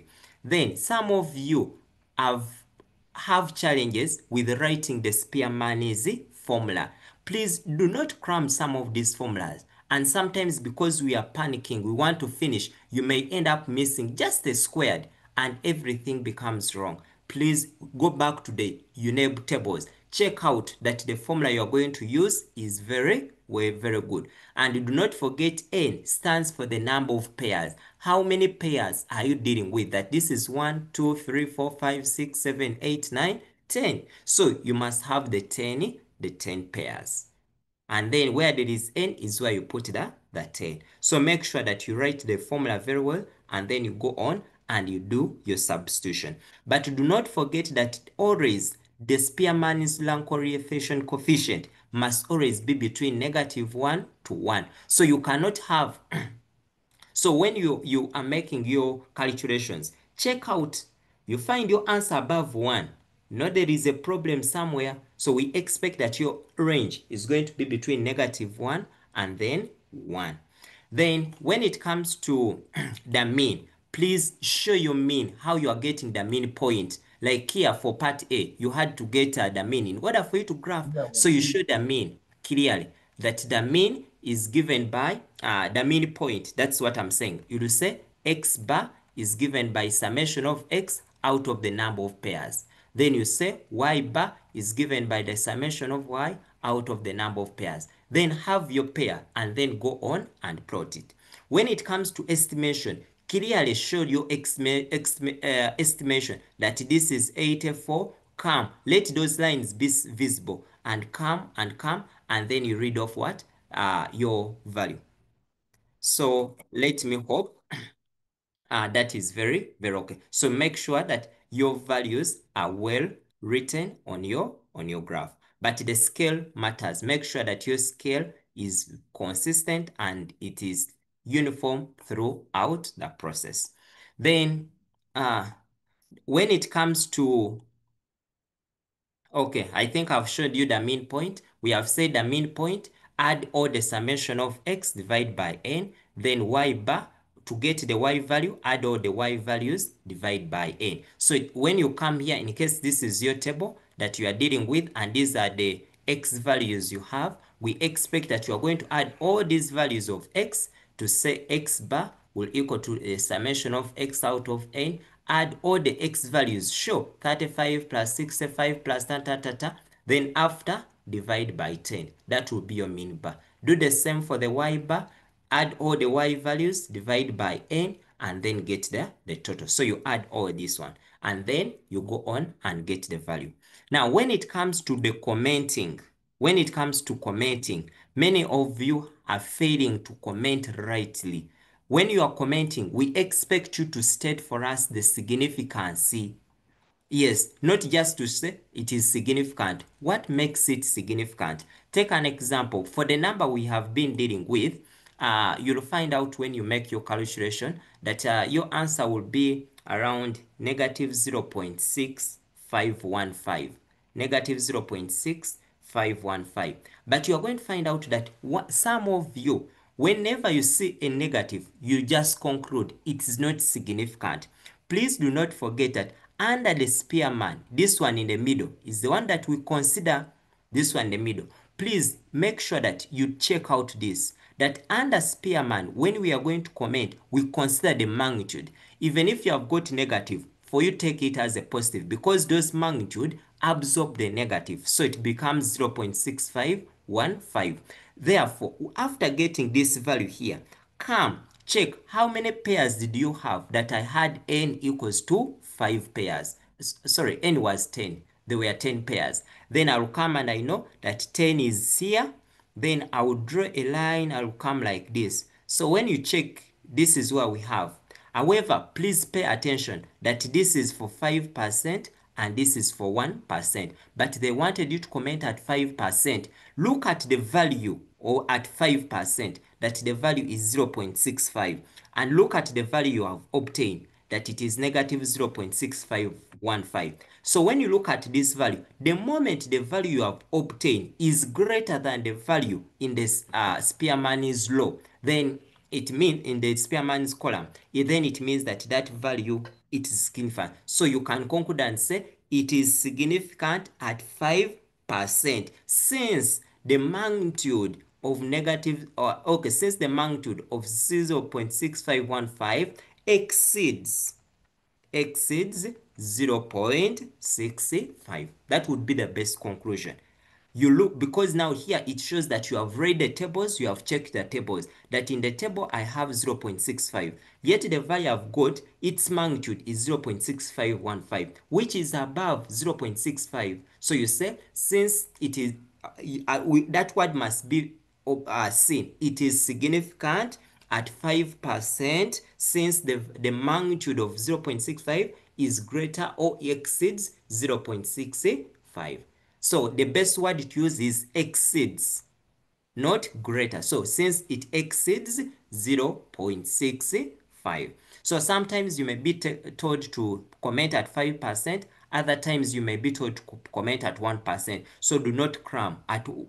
So always check out the value. Even if the pairs are at 20, come check out the pairs you have and then read. But do not expect such very many pairs. So always the pairs will be a bit minimal. Okay, I want to take on, I'm seeing a question coming in from us here. So I'm going to take on that question and I ask the next school to prepare. The next school should prepare. Okay, I think that question now is sorted. Okay, so those are the few things I wanted to bring to your attention. The number may look a bit easy, but because sometimes we are hurrying because of time and the rest of that, we may end up making the what? Some errors. And please avoid marking yourself. Some of you love marking yourself. You assume. Remember, you are not the one making the marking what? The marking guide and the marking points. So do not assume that this one is useless. This one I don't need to put it there. That point you may be missing out. It may be given a mark. So that's why sometimes you may go out of the paper very happy. Yet you jumped out some steps, and those steps you might be jumping, they might be the crucial steps. Because some of you, because you have practiced a lot, some steps you think are not important, but some of those things that you are jumping out may be the important one. So if time allows, have all your steps clearly shown. Yes, Caucus. Yeah, thank you so much, Stephen. Good afternoon, everyone. Good afternoon to you. My name is Caucus. I teach in Wiggins SS. Okay. Yeah, so there is something that I would like to inquire concerning the mean point. Somewhere, there is this scenario where having got the mean point, you draw a line that divides these points that you have plotted into two, and then you get the mean point for those points that will fall on the right hand side of the line you have drawn, and then those on the left. That one, it is now in the process of getting the line of best fit. Can that work as well? Okay, come again, sorry.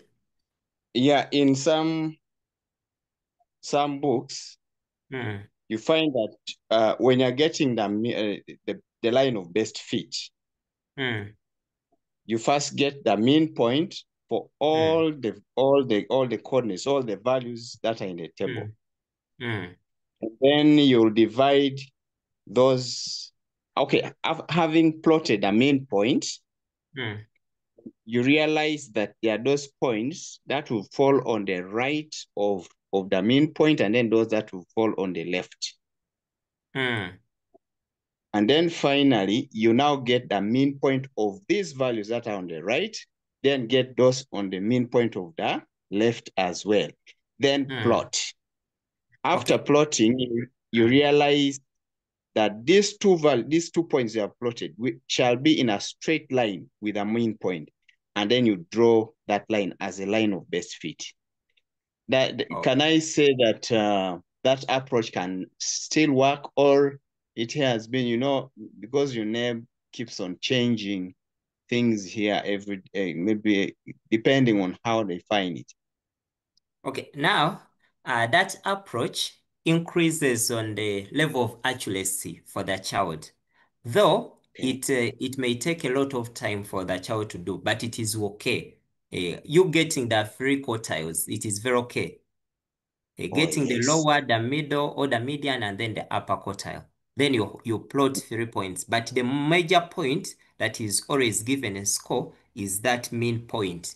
But to improve on the accuracy, depending on the children you have, you may also have those 2 other points plotted, such that the line, because whenever you use them, you'll find that for it helps to balance the graph very well without using an eye to judge whether it should pass here or there. Oh, yes. Thank you so much. And then the other one is, you talked about this mean point dividing the points you have plotted in the middle. If they are 4 down, on the left, 4 must also be on the right. Somewhere, there is also this conclusion that we look at the sum of the distance of these points from both. For example, when I look at having plotted, you now measure the distance of these points from the line of best fit that you have drawn. And then you sum up that distance. That if the distance for those points on the right is equal to the distance for those points on the left, then that should have also been considered a line of best fit. You have got it. I don't know whether that approach as well works. Okay, now the line of best fit has Yes. has mainly three definitions. It can be that Yeah. line that passes all the points, that line that leaves an equal number of points, that leaves an equal number of points on both on both sides. So it depends on the situation. But there are some times whereby the pairs that you are dealing with may not leave, let me say when you are dealing with the pairs, let me say 7, or pairs like, there are some pairs whereby when you balance, you may find that you are leaving 4 or 3 up or down. So that one is still, it is also okay. But not leaving like 8 and then 2. So you should, the balance should be there. 4, 4, 4, 3, 5, 4, 6. That one is okay and acceptable. Oh, yeah. Thank you so much. In fact, I want to appreciate this program. By the way, it's for the first time I'm attending it. My only request that I want to send to everyone out there, I see comments which kind of discourage. I would say this is a platform where we learn, and we are supposed to correct mistakes of one another. And that's what is called learning. But when you find, when someone is presenting and people are already throwing comments and the rest, I think it discourages somehow. Instead, we would just wait, like this time where you had to come in to moderate everything. I think that would be the right approach. The best would be we first watch and see how someone is presenting, and then we bring in that time for what? For correction. I think that would be good enough. Otherwise, I'm enjoying this so much. Thank you. Okay, thank you so much for joining. Okay, Teso. Oh, Teso, I saw your hand up. Okay. Farm Koboko. Farm.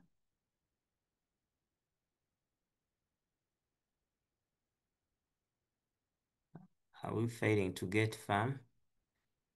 Okay. Yes. So on the same question, dear students, sometimes they may ask you the kind of correlation you have. So we do expect you to have, in case they ask you, it can be a positive, it can be a negative correlation, depending on the nature of the line or the pattern you are getting. Like for our presenter who told us for the other one that it was displaying a negative correlation. Yes, so you need to check out depending, but also please, I've told you it is, you cannot have an answer above -1 and an answer. So the answer for your coefficient should be between -1 and 1. Should you get something above that, then clearly first go back and ask, where could the mistake be?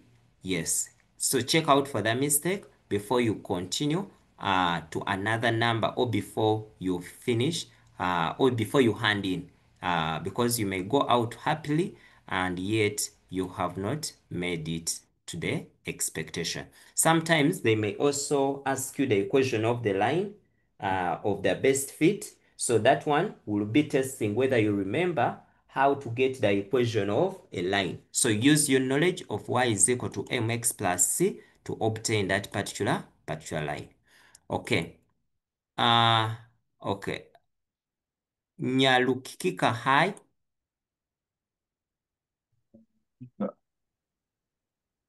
Okay, diploma, you may ask.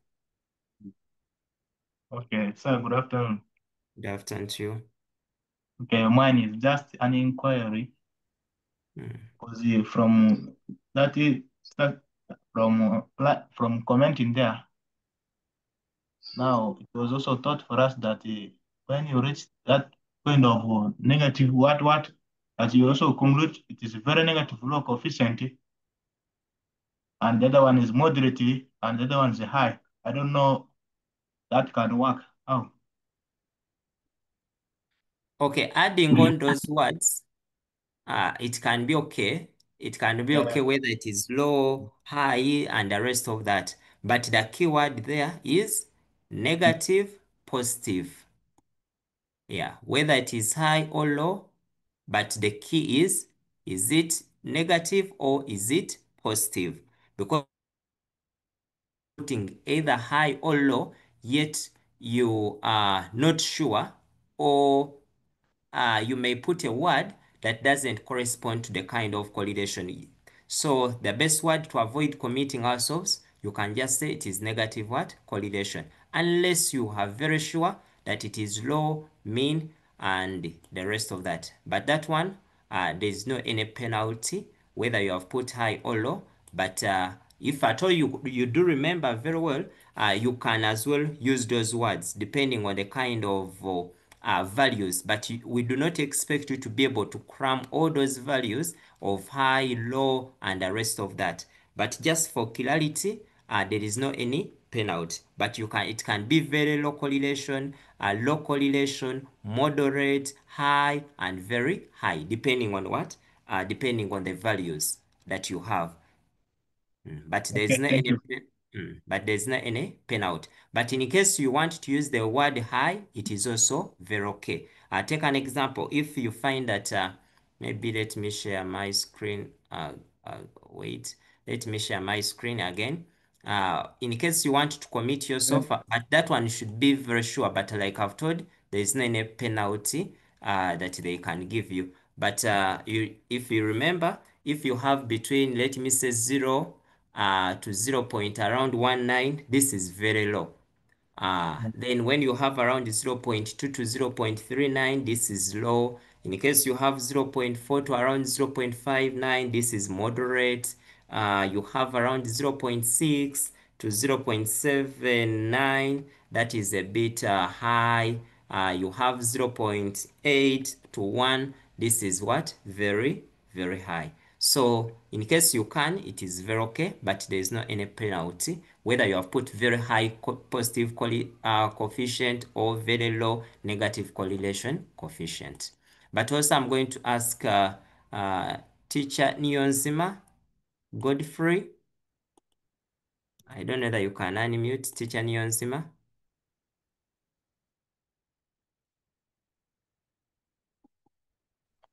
Okay. Good evening. Good evening. Good evening, sir. Hello. Yeah, Yes. I think what I wanted to comment about, you have already highlighted about it. Yeah, that is all what I wanted to comment about.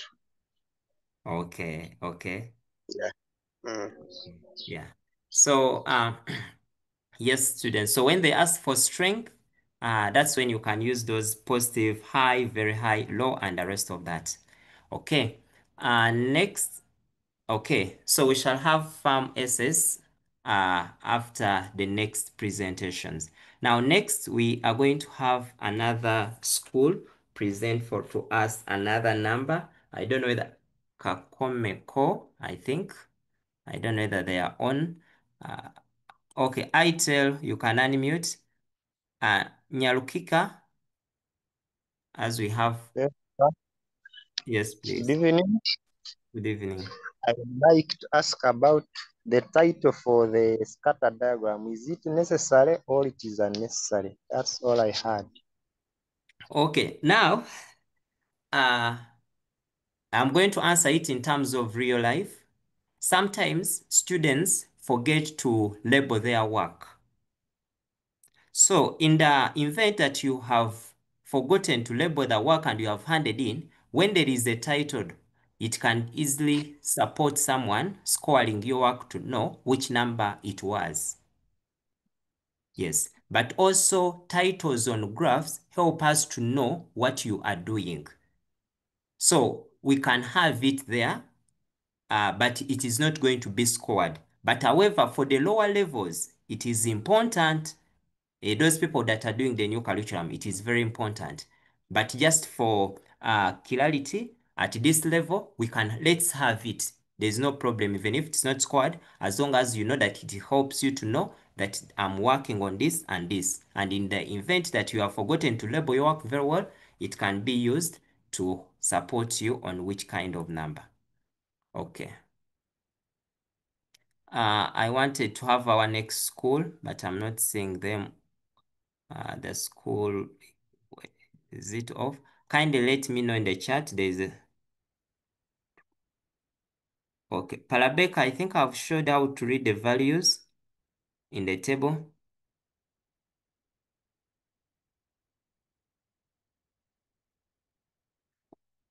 Okay, I want us to have now another school. Yes, okay, Kikomeko is here. Kikomeko SS, kindly unmute. I've been looking for you.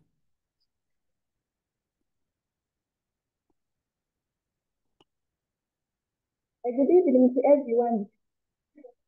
Yes, good evening. We are going to present number 27 of paper 2.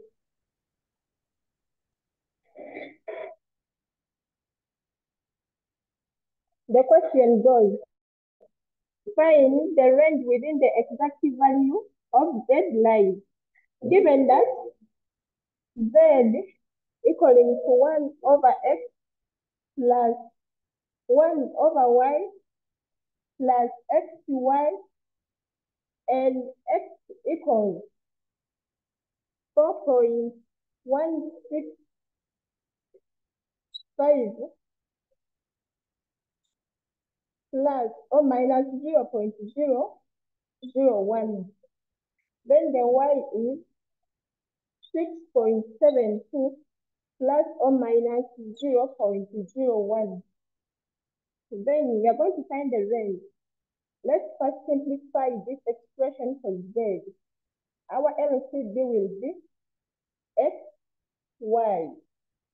Then XY divided by X shall be Y. Y times 1 shall be a 1. Then here X plus XY, this one is squared. So let's first find the minimum value of Z. Our Z remain will be. So to get the minimum value of Z,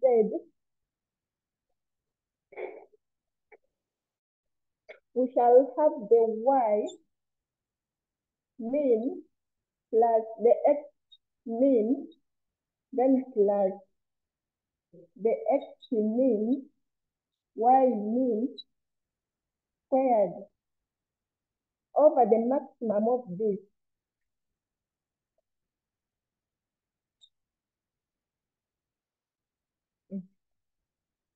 So now, using our given value of 4.165 plus or minus 0.001, let's first find the minimum of X and its maximum. The minimum, it shall be 4.165 minus this value, 0.001. The X mean shall be 4.164. Then its maximum shall be 4.165 plus the 0.001.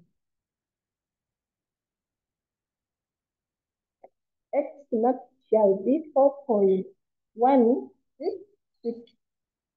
Then for Y, we were given that Y is equal to 6.72 plus or minus 0.01. Then our Y mean shall be equal to 6.72 minus the 0.01. So Y mean shall be 6.71. Then its maximum shall be the 6.72 plus the 0.01, giving us the 6.73. Then we are going to substitute in our expression of Z mean,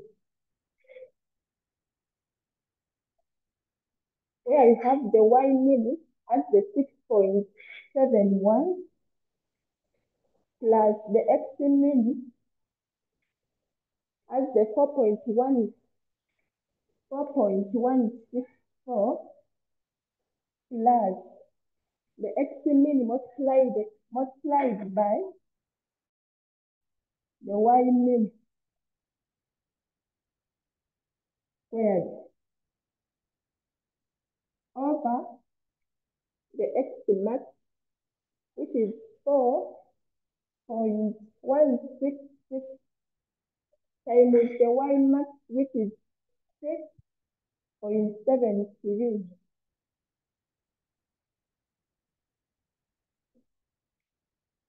When that all is computed, the Z mean shall be 28.23187594. Then we shall also find the maximum of Z. To get the maximum of Z, we shall have the X max plus the Y max plus the X max multiplied by the Y max squared over the X mean times the Y mean. So our Z max shall be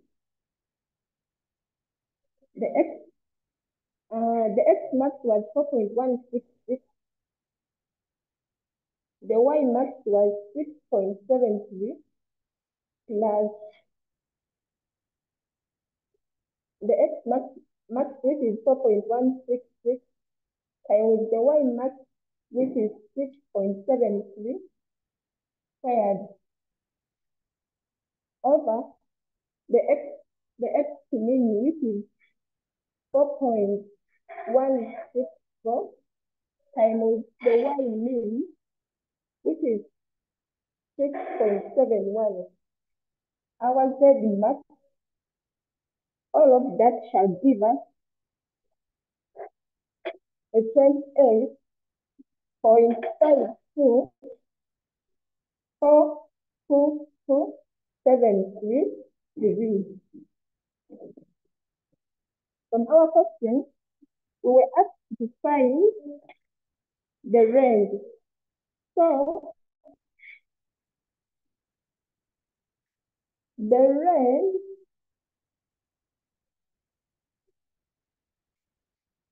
shall be like between the mean we got, which is 28.31875994 less or equal to the Z less or equal to the max, which is 28.52422733. That is our part A. Then we are going to part 2 of the same question. Number 27, part B. It's saying that find the percentage. Number 27 part. It's use trapezium rule with 11 ordinates to find the approximate value of integral of 1 to 2 x log x dx. Is what we are going to find. Now, we have been given 11 ordinates, and we know that 1 plus, if n plus 1, we get the number of ordinates. So,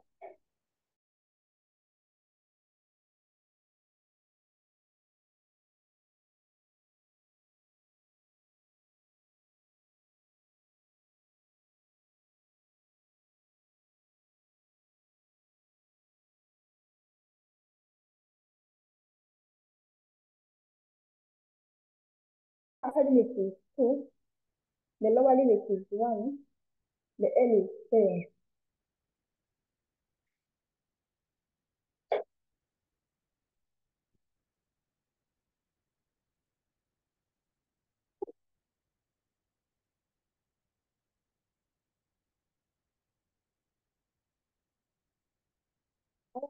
Shall be 1 over 10. Here we go. Let's first let. We are letting this expression to be equal to y. Y is equal to x log x. We do our table. Here we shall be having x. Since we are having our value of n, which is 10, here we shall be having y naught, y10. Here y1, y2, y3, y4, 5, y6, y7, y8, and finally y9.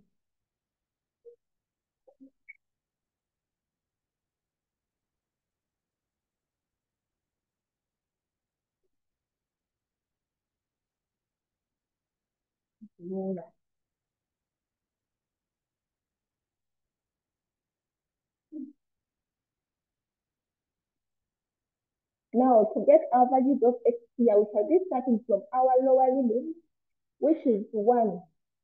We go on adding our height, which is 1 over 10. So 1 plus the 1 over 10, we shall be getting. We shall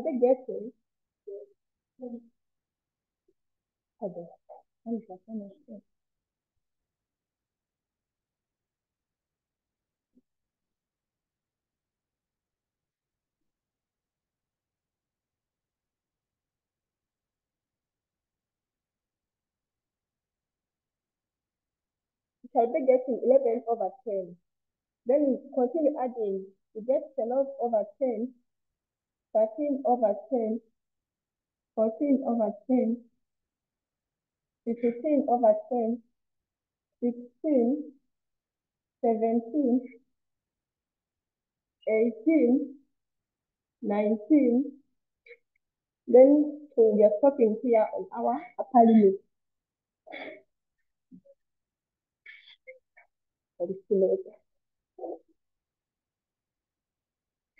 So here, to get the y naught, we are substituting this one in this expression, but the calculator has to be in radians. So we substitute this one in this expression to have 1 log 1. That one is giving us a 0. Our calculator has to be in radians. So we are substituting this one in this expression. That shall be 1 of log 1. It shall be giving us a 0. But in our question, we were asked to write the answer to 4 digits. So in the table, we shall be using 5 decimal places. This one shall be a 0.0000. Then, to find the y1, it shall be substituting this 11 over 10 in this expression. By substituting this, we shall be getting, substituting this as I've substituted this first one. Shall be getting negative 0.1 to 5 decimal places. Then to get for y2, substituting this one, shall be getting 0.0453. Substituting this, we shall be having 0.09502. For 13 over 10, we shall be having 0.14813. For 14.10, we shall be 0.20458. Then for 15 over 10, it shall be 0.26414. Then for the 16 over 10, it shall be 0.32659. And for 17 over 10, it shall be 0.39176. For the 18 over 10, it shall be 0.45949. For the 19 over 10,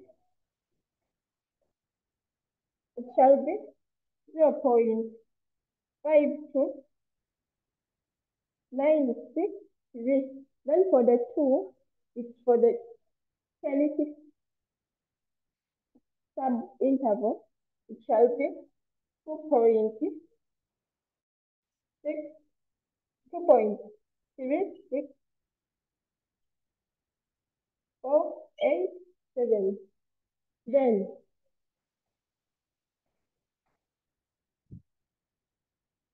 you're going to lab off this side.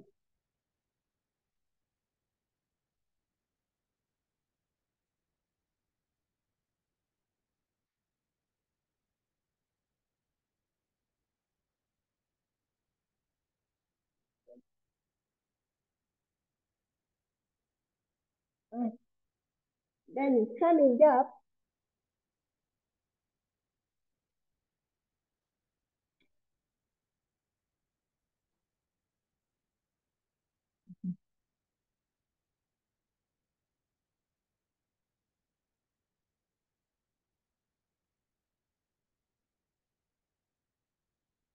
then by summing up, our values we got for y0 and y10, that was the 0.000 and the 0.6026. Shall be having the 0.60206. Then summing up the other one, we shall be having a 2.36487. That shall be our sum.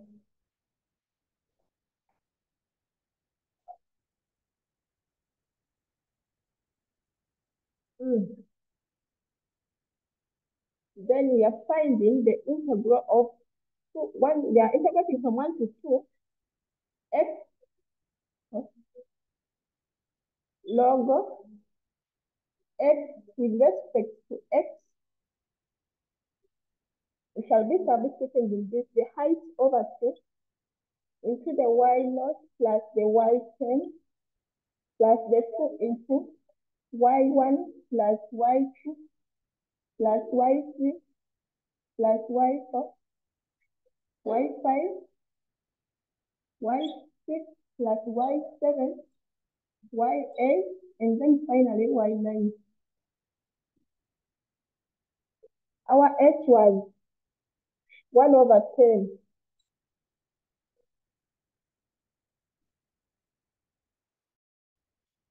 Our summation here was this one, 0.60206 plus a 2 into the sum of this, which we got as 2.36487. By computing that, the answer comes out as 0.3949973. But we asked it to divide it to 4 decimal places. So it shall be 0.3950 to 4 decimal places.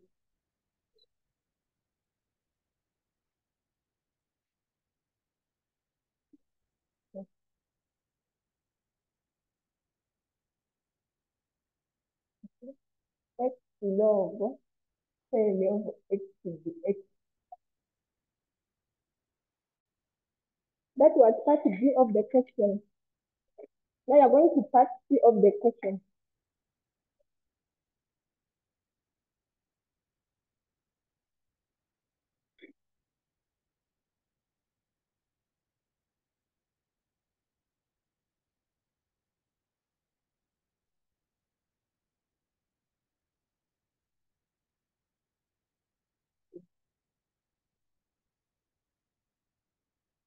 Part C, they are saying that we find the exact value of integral from 1 to 2x log the x. Now to find this, we are going to use integration by parts. We are using integration by parts. Let's first set our formula, which is integral of u dv dx with respect to x according to uv minus integral of v du dx with respect to x.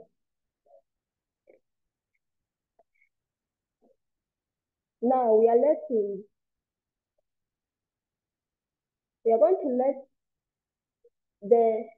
to let this log x to be our u.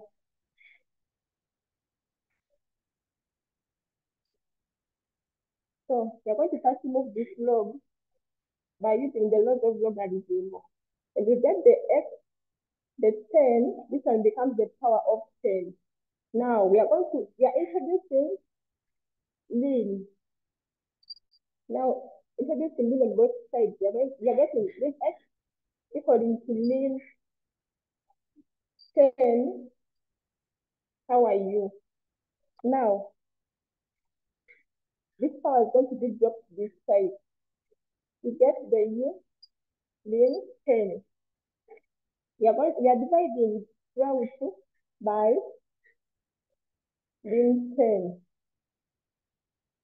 So we shall be remaining with our u as ln x as over ln 10. That's our u. Then we also have to find the v. We're going to find the v from equating this by letting this x to be the v dx.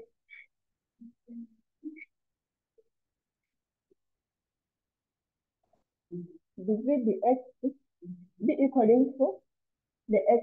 We shall be having dv equaling to x dx. We introduce integral symbols on both sides. When we integrate, here we are having a silent one. We shall be getting the v equaling to, we integrate x with respect to x, we shall be having x squared over 2 plus our integral constant. Now we are substituting what we have got in the formula we're going to use. Let me explain here.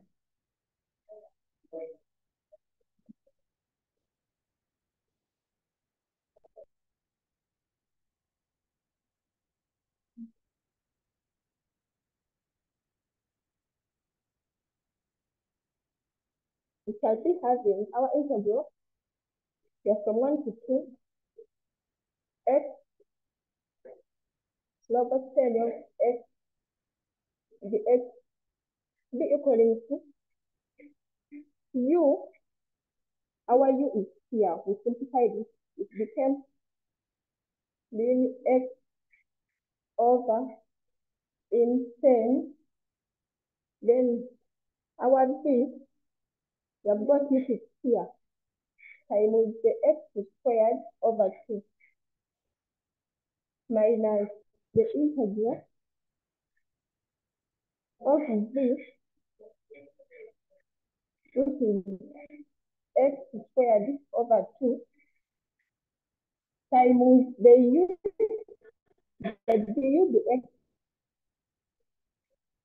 Oh, we have not found the du dx yet. Let's first find it from here. By integrating this du dx, this in 10 is a constant. When we differentiate in of x, we shall differentiate this one, the x, and we get a 1 over it. So our du dx shall be 1 over x ln 10. Now you are substituting this here. Du dx is the 1 over x in 10 with respect to x. This one becomes x squared in x over 2 in 10 minus the integral of x squared. So we shall be having the x over 2 in 10 with respect to x.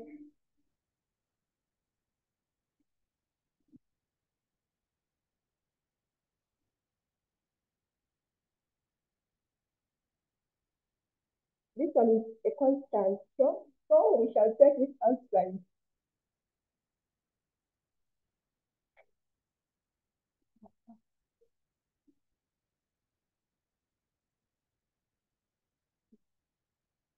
We are having the x squared million x over 2 in 10 minus the 1 over 2 in 10.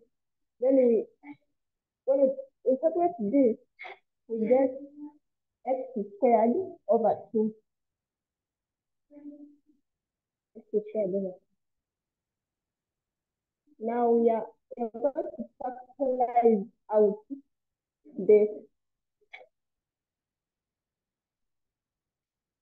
Now we are factorizing out the common terms. First way.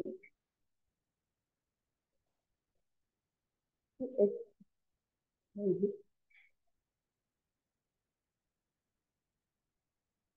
1 over 2 in 10 is common.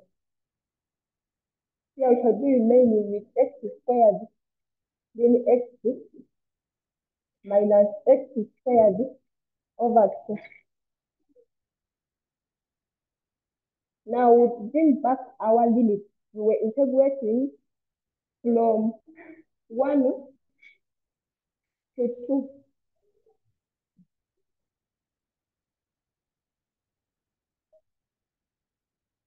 Now we are putting in our limit here. The upper limit is 2. So we shall be having 2 squared, then 2 minus the 2 squared over 2. Then we subtract this, the lower limit, which is the 1 squared, then 1 minus 1 squared over 2. We shall be having 1 over 2 then 10 into, when we compute this, we get 0.7725887722. Here you're getting the negative 0.5 minus negative minus to get a positive plus 0.5. Then by computing that, the answer shall be 0.2763912. So that is the exact value of the integral of x log with respect to x.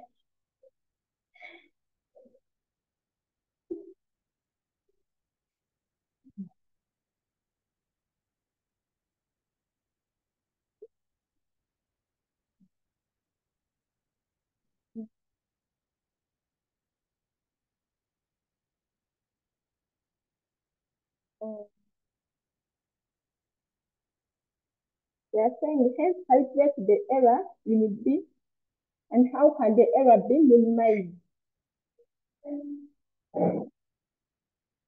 Hence, to get the error,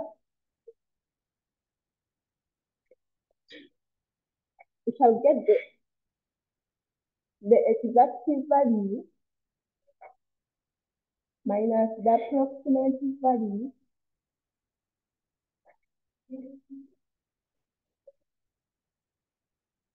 but under magnitude.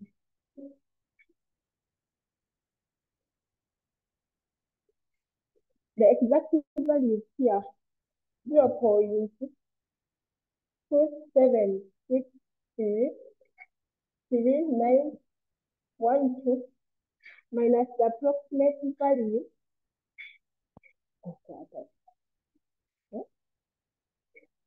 Minus the approximate value we got from using the trapezium rule, which was 0.2766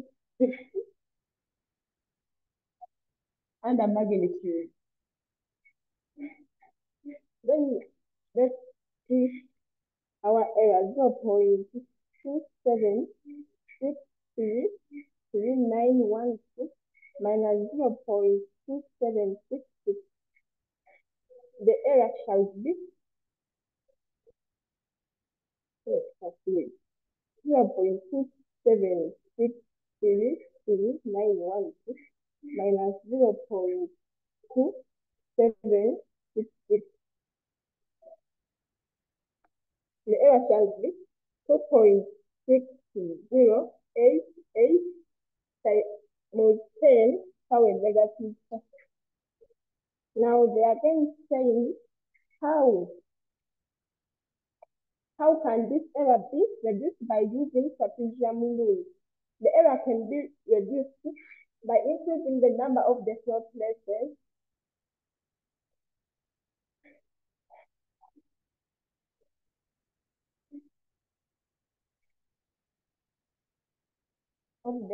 places or by increasing the number of ordinates.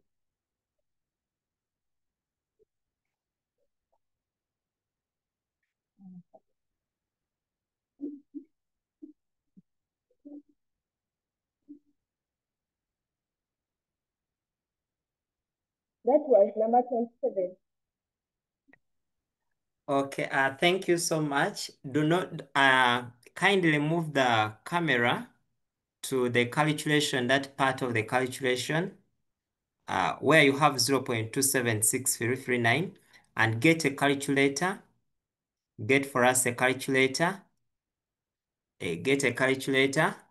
I want you to project that calculator such that people can see what you are doing on the calculator. Hope, bring it closer to the screen.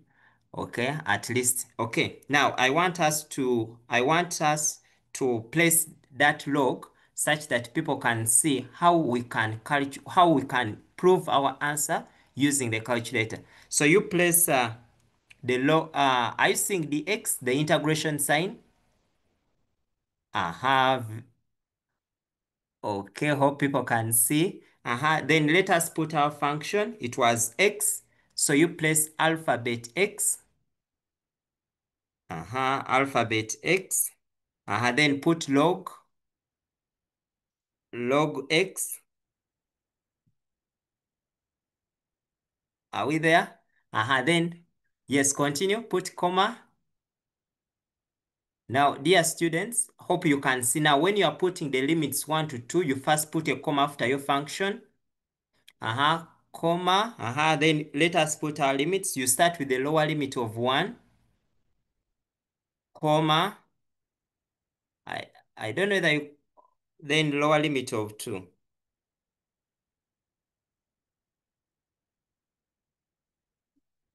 Okay, perfect.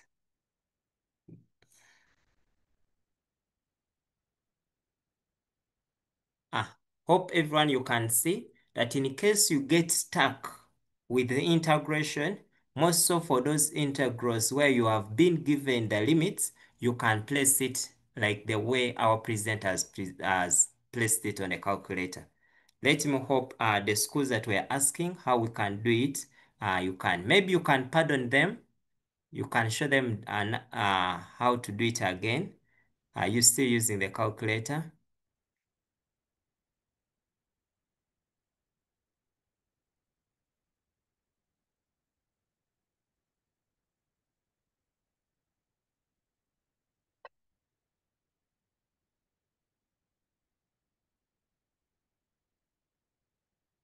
Okay, perfect. So do never get stuck when it comes to integration where you have the limits. At least you can have your answer assured that that is very correct. Those who are, please, I'm lost. Okay. Yes, but I'm saying that sometimes you can be stuck when you are dealing with integration. But the moment you find that the integral you are dealing with has limits, then it means that you can use the calculator to integrate to prove your answer. Yes, I'm just saying this one can help you to prove your answer in case you are lost. But when they tell you find the exact value of that, we do expect that you are going to make some calculations. But in case you get stuck, then you can have other parts passed. Yes. Okay, thank you so much, Chikomeko, for that wonderful presentation. Those who wish, you could as well bring in the lean. You could bring in lean in it, whereby you would have gotten integral of x, lean of x out of lean of 10. So that one can as well be, you can use it to calculate. Okay. Thank you. Thank you so much. Okay. Okay. We are going to continue. I want now to check with, okay, Chikomeko has finished. Then I want to check whether St. Gregory, you are set. St. Gregory. St. Gregory, you do not have a mic, much as I don't know whether you are going to use another microphone. St. Gregory, you do not have a microphone, so we cannot hear you. St. Gregory.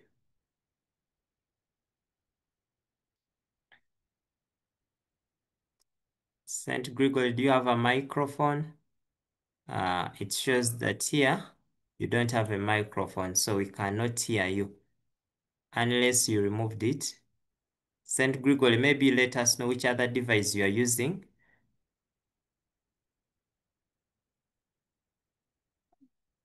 Teacher, you can maybe let us know through the chat, or you can raise the hand.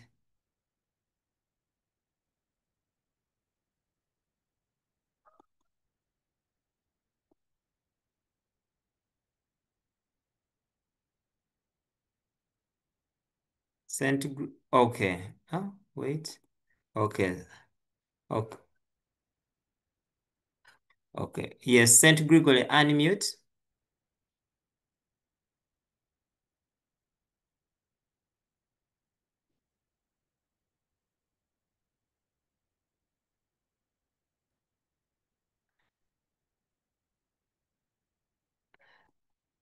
Okay. St. Gregory, unmute. Unmute your mic before the student starts.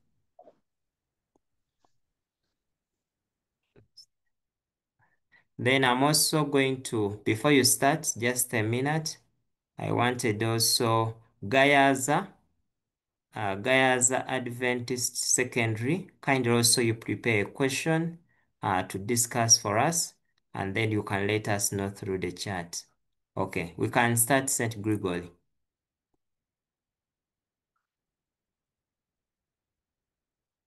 Unmute. St. Gregory, you are muted. Sorry. St. Gregory, unmute. Okay.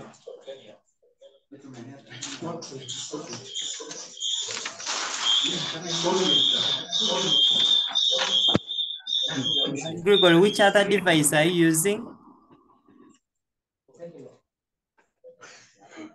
Okay. I'm coming for question number. Okay, a minute. St. Gregory, I want to know which other device you are using. I want to mute one.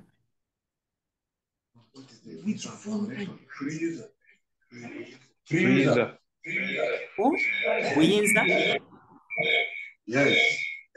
Buyinza. Can you have that microphone of Buyinza removed? Yeah. Do it the way you had done this one, such that we don't have an echo. There is an echo.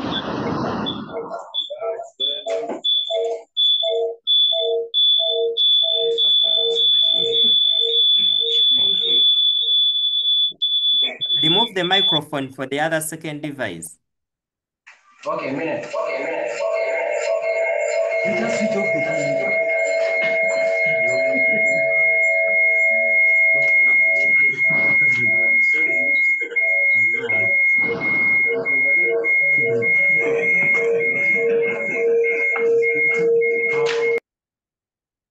Yes.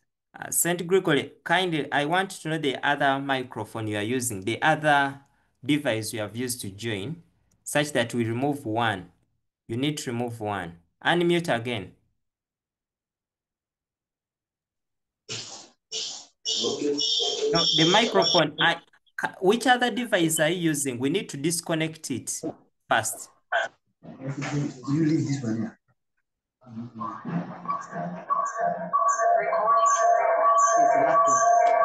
It's a laptop. Yes, this first disconnect it. Disconnect its mic.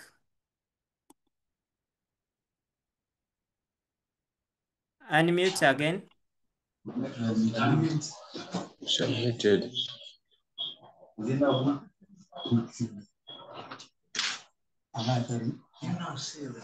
Okay. We're coming to do question number 3. Applied math. And the question is all about vector mechanics. The question reads, an object of mass 4 kilograms is initially at rest at a point whose position vector is this, which is given in meters. If it's acted upon by a force of this, find the acceleration. So to begin with, I think we can first collect the question number 3. We collect the required values that are given in the question. So we have the mass, which is 4 kilograms. We also have the initial point or the position vector, which is given in form of I plus 2j. This one is in meters. Then the force given here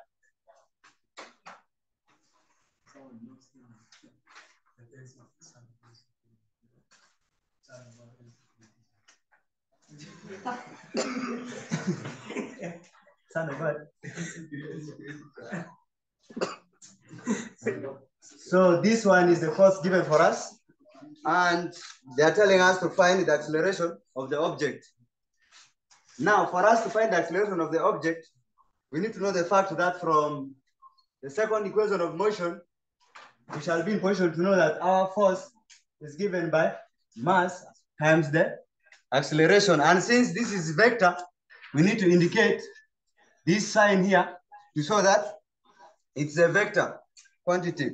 So it means given the force, which is this, and we have the mass, which is also the 4 kilogram, we shall be in position to calculate our acceleration, making acceleration, the subject shall have acceleration equals to the force over the mass.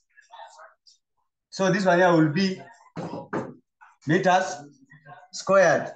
Then our force here, we can write it in a column form. So acceleration will now be 14 out of the mass, which is 4 kilograms. Then we have 21.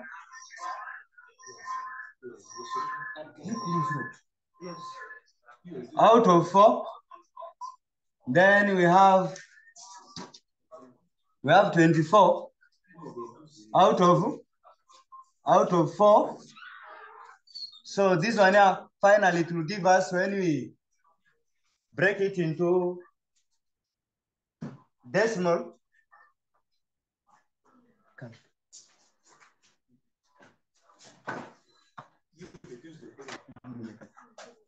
so when you break this one into decimal, we shall be in position to get 14. This is 14 divided by 4, giving us 3.5. Then we have 21 divided by 4, giving us 5.25. Then we have 24 divided by 4, giving us 6. So this is meters per second squared. So this one gives us the acceleration. Let me push that. This one gives us the acceleration of the object. Then this for the Roman part 1, for the Roman part 2, that we are supposed to find its velocity and the speed after 2 seconds. So to begin with, we shall first find the velocity of the object. Since we are given the acceleration, we need to know the fact that when you have the acceleration, for you to find the velocity, you differentiate the acceleration given in respect to time, which is t. So it means our velocity for this case will now be the integral of our acceleration dt. So it means here we shall have our velocity is equals to our acceleration for this is now the whole of 3.5, then 5.25, then you have 6. This one in respect to the t. So if we are to integrate the whole of this acceleration here in respect to t, we shall be in position to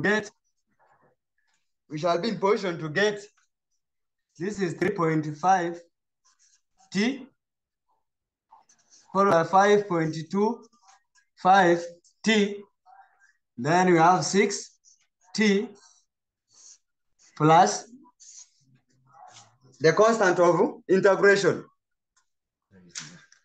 And when you are to read from the question, for us to get our value of c, in this case, we shall be in position to know that when the object was at rest, our velocity there is 0. And since this is a vector, we shall be in position to write it as, so maybe at time t,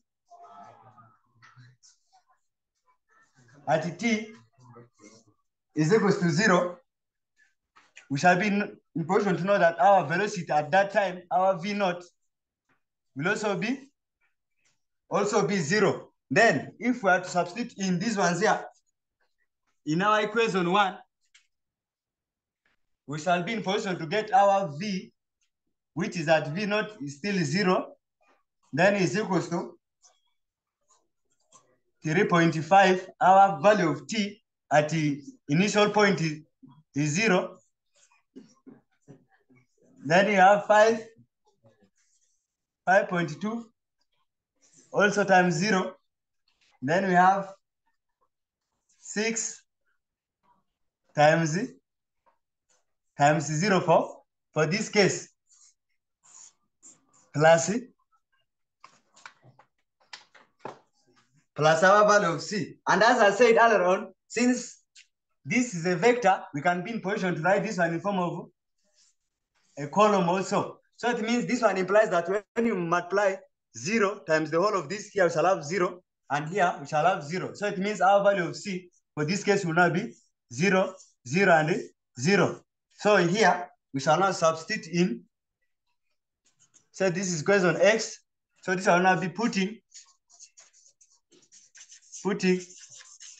equation x in equation 1. So it means finally we shall be in position to get our v at the time t is equals to t, for this case to be 3.5 t. Then we have 5.25 t. Then you have 6 t.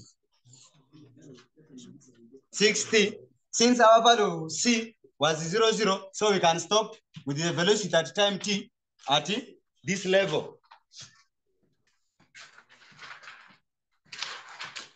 Then proceeding with the question, they said we are supposed to find the velocity at the time t is equals to 2 seconds. So it means this was our velocity at the time t is equals to t. Then we are supposed to get the velocity at the time t is equals to 2 seconds. So this one now where we see t in our function or in our equation, we shall be in position to subtract 2. So this one here will now be 3.5 times 2. Then we have 5.25 times 2. Then we have 6 times 2. So when we sum up this one, we shall be in position to get our V at the t is equals to 2 as this one is 7. This one is 10.5. Then we have 12.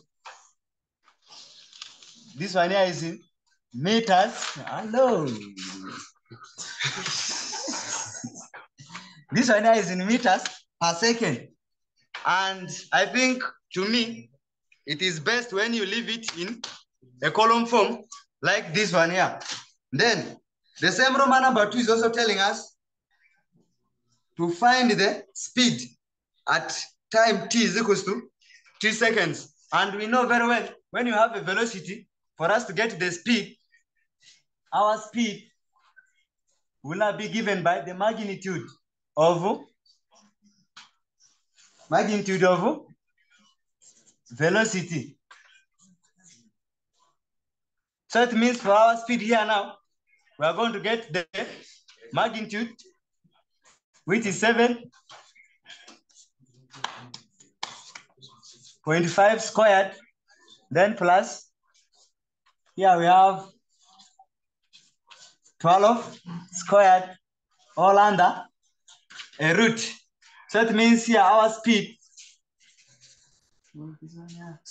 when you work out in the calculator, you'll be in position to get 17.4.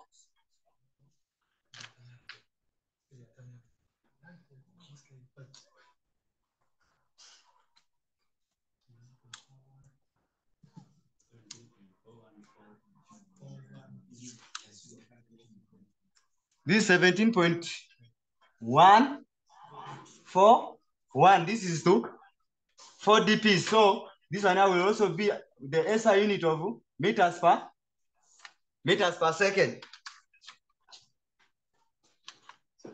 Then I think this one, we are done with the second part of the question. Now going to the third part of the question, it's telling us to get the distance from the origin after 4 seconds. Distance from the origin after 4 seconds. So here, when you get the relationship, here the last value that we had was the velocity. For us to find the distance after 4 seconds, we need first to find the displacement at t is equals to 4 seconds. And for us to find the displacement, we are supposed to get the integral of velocity. So it means our displacement will also be the integral of velocity dt. So this one implies that we are supposed to integrate the value of our velocity at the time t, which was this one here. We are going to integrate this one here to give us the displacement at the time t is equals to t. So this one here we shall be in position to get integral of 3.5t. Then we have 5.25t. Then we have 6t. So when you integrate this one in respect to t,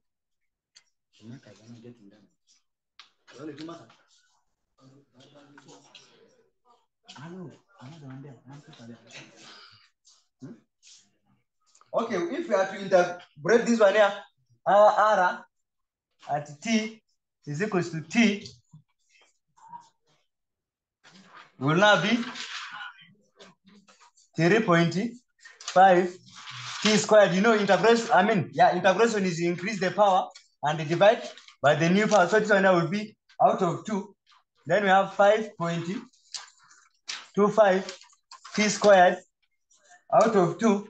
Then here we shall be in position to get 6 t squared out of out of 2 plus a constant of integration. And it's not necessary that you must be using always C. You can change another letter, but for me, I think T is the best. Then, here now, from the question, we need also to analyze that it stated its distance from the origin after 4 seconds. And when you read the body of the question, we shall be in position to see that any object of mass 4 kilograms is initial at rest at a point whose position vector is this. So it means at t, when the body was still at rest, at t is equals to 0, we shall be in position to know that our velocity, our R naught, the position at which the body was at 4, 2, and 0. So this one here is in meters. So this position of which the body was at rest will not have the constant c. So at t is equals to 0, where we see t in the function where we are supposed to put in the values, where we see t, we shall be in position to substitute in 0. So at R naught, which is the position when the body was at rest, we shall be in position to get 4, 2, and 0. This one now giving us, this will now be 3.5. Our value of t for this case is t at 0, which is 0 squared divided by 2. This one now will be 5.25.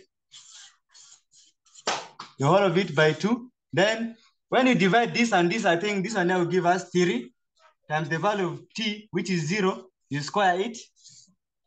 So plus the value of c. And if you were to work out this one here, this side, you will be in position to get this one here will give us 0. Then therefore, our value of c for this case will now be -4, 2, and 0. So this is our value of the constant. We shall now take in this value of the constant and substitute in our equation 1, which is this one here.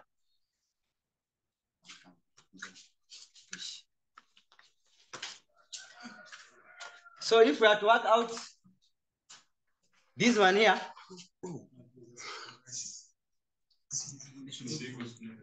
so our R at t is equals to t now will now be 3.5 t squared out of 2. What? This will be 5.25 t squared out of 2, then 3 t squared.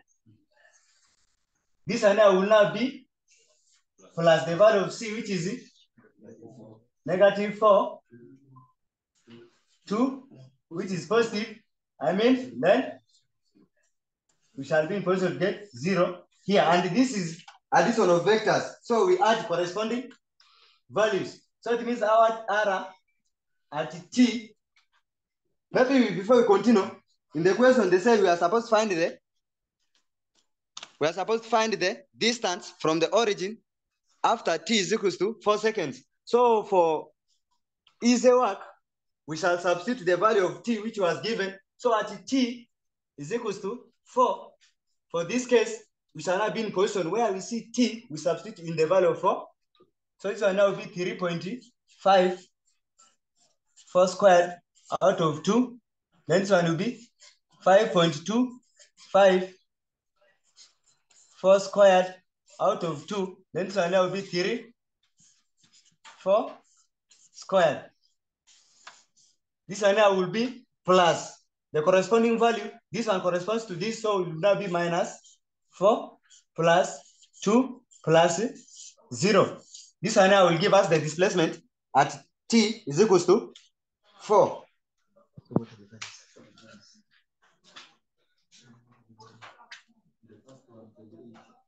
So at t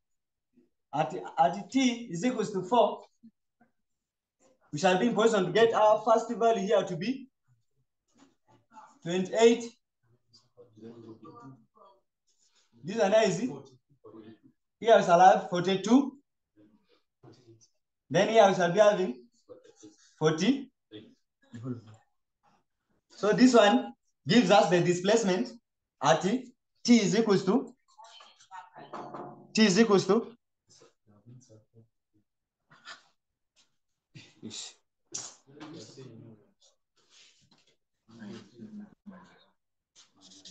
minus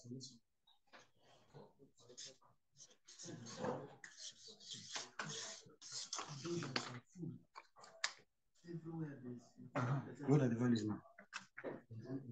So at the t is equals to 4, we shall be in position to get 24. Here we shall be in position to get 44, then 48. This one here is the displacement. So the SI unit is meters. And then, but the question is telling us to find the distance. And for us now find the distance, we shall get the magnitude of displacement to give us the distance. For this case, our distance will now be the magnitude of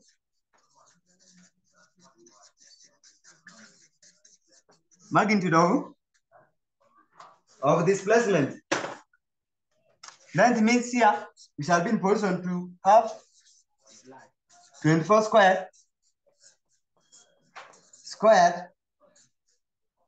Then we have 48 squared, all under a root. Then our distance, the final answer here now, will be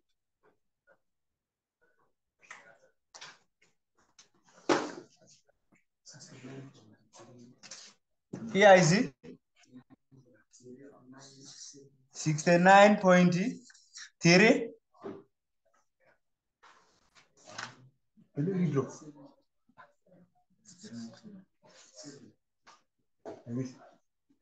to 3 dp. So this one now will be in meters. And I think this is where I can stop. So in case there's another question, is most welcome.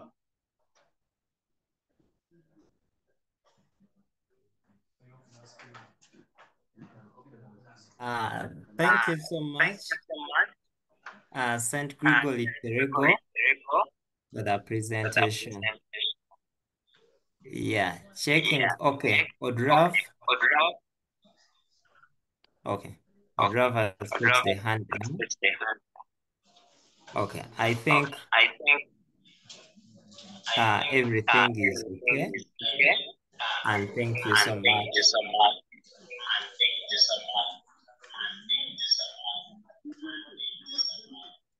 Yes. Okay. Odrav, a question?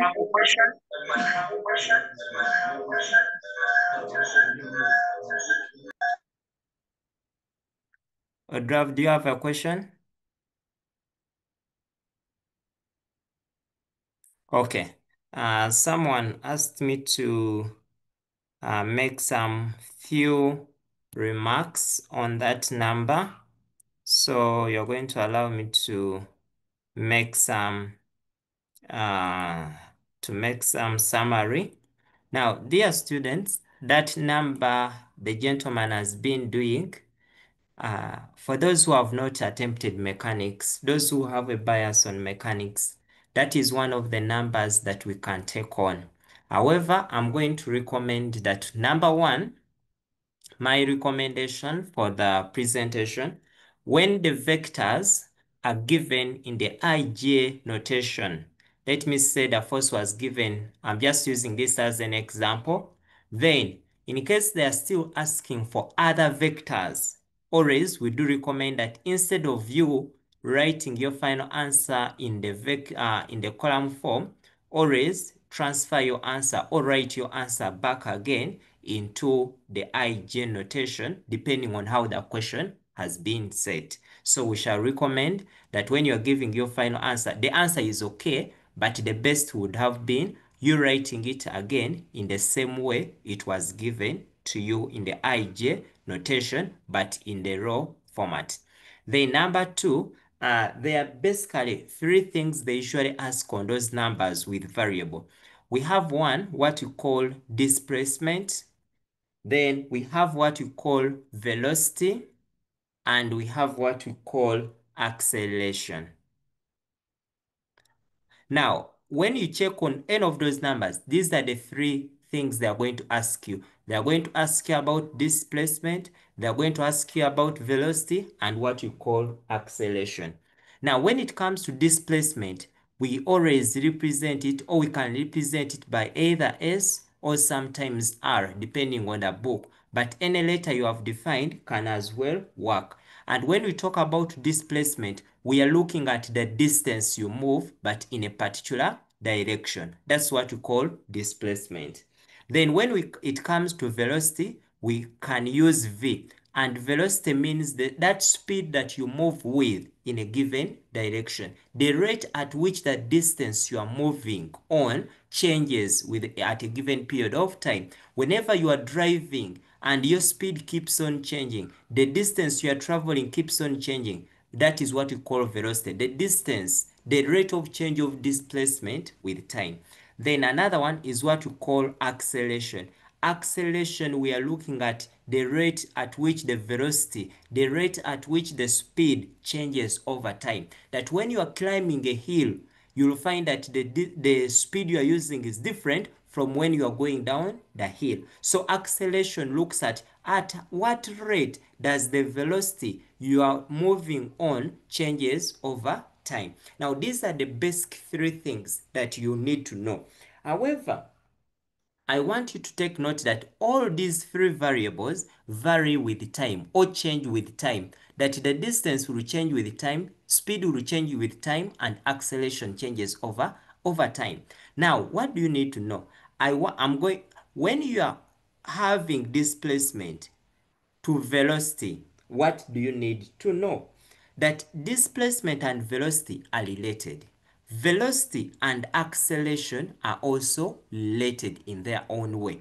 Now, if you are obtaining one and you are moving in this direction, displacement, velocity, and acceleration, what we call the VR.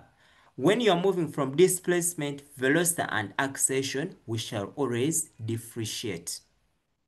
But when I'm coming from acceleration, going to velocity, and coming to displacement, I would always do what we call integrate. Please take note of that.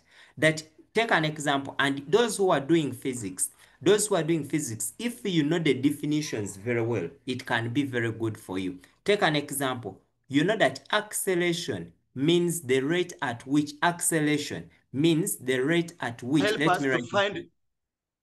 acceleration means the rate at which velocity changes. So that means the rate at which velocity means change in v to change in t. That means that whenever you want acceleration, you are going to differentiate the velocity with respect to time. So this is where it yields the v dt.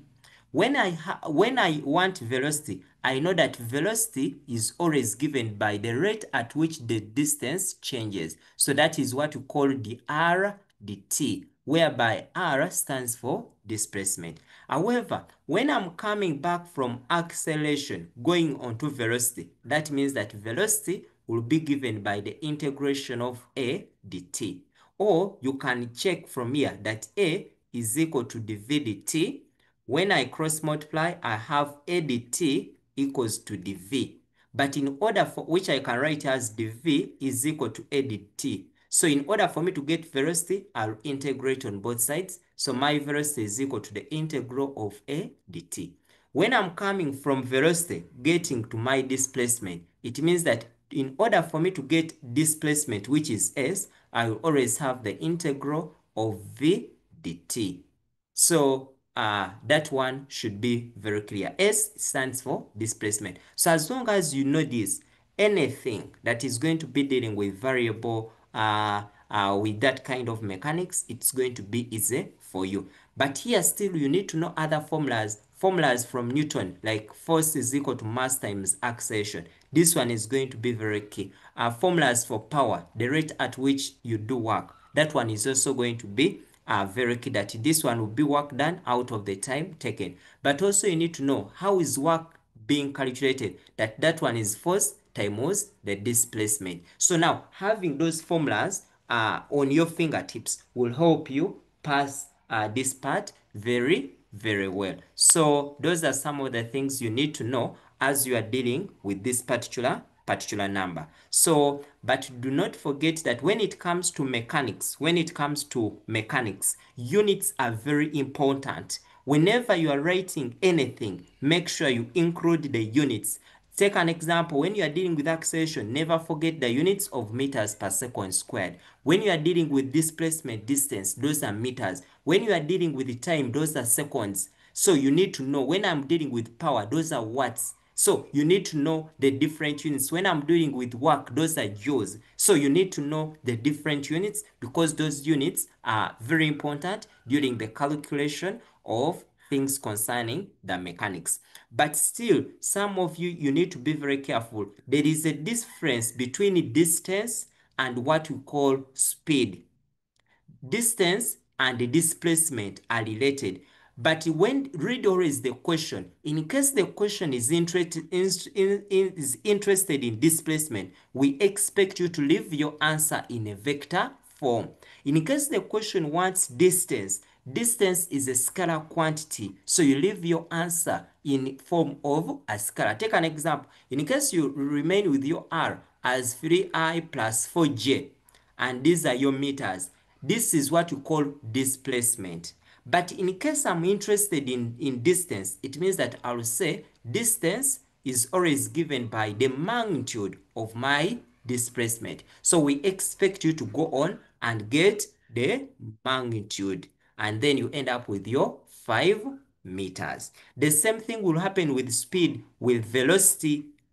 Velocity is to get speed. It means that speed is always the magnitude of velocity. So when you get your velocity maybe as 2I plus maybe 4j, we expect that to get the speed, you'll get the square root of that particular one. So those are some of the common things that they will always ask you. But very importantly, always follow the instructions. When the question tells you that we want this and this, always go on and follow the instructions. Do not create your own instructions. Always do what the question has asked you to do without creating any other excuse. So that is what. But also please make sure you present your work very well. Last year, issues came up with how students were presenting their work. Make sure that your work flows very, very well. That now I'm calculating this, that now I'm doing this and the other without having those issues. Okay, I'm going to just look through the chat briefly. Okay.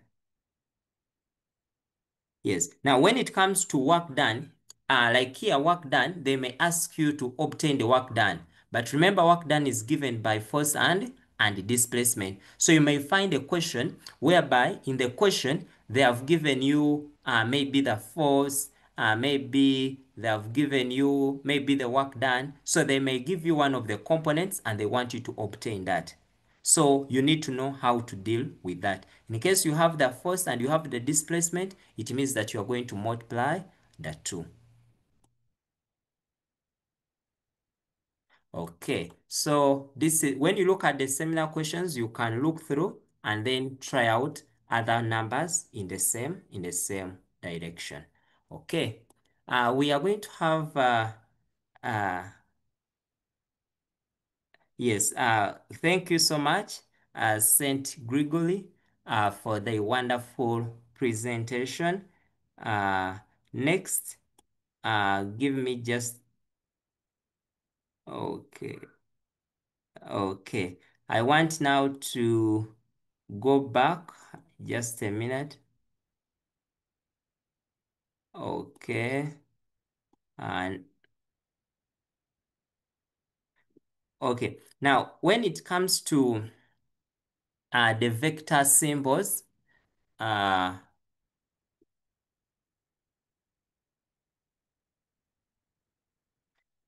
it comes to vectors, please do not forget the directions. Do not forget the directions, but you may not, putting the arrows may not be very, very important. You may not put the arrows, but as long as you have your I, J, and K. But also what is important, you must be able to label your vector. In case it is a displacement vector, you put the arrow because at this level you may not be able to bold. Yeah? But for I, J, K, there's no need for you to put the arrows. The arrows are very important for your displacement vectors, for your position vectors, for your unit vectors. That's where we want you to have your arrows put. Okay. Okay. I think now, next. Next, we are going to have Itula back. Itula, I don't know whether you are set for one more question.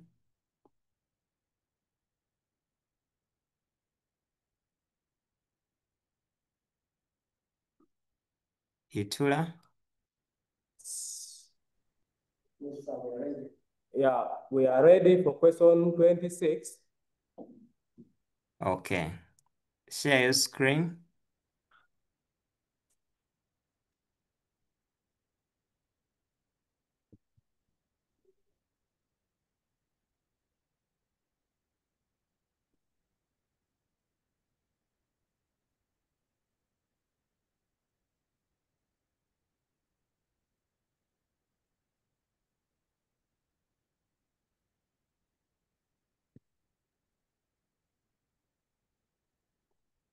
Gayaza Adventist Secondary School. Are you able to unmute?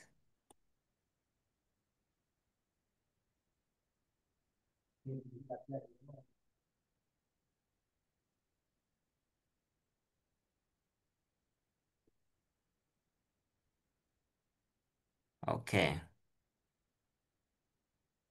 I hope our camera is clear. Yes, we are clear. We are able to see.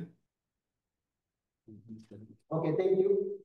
We're going to discuss question number 26. It is a numerical analysis, and it is saying use the trapezium rule with 7 ordinates, and the ordinates that are given us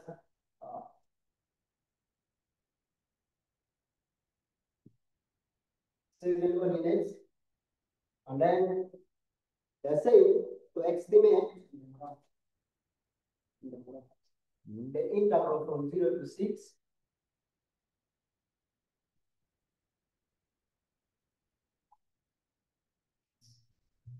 to 3 decimal places.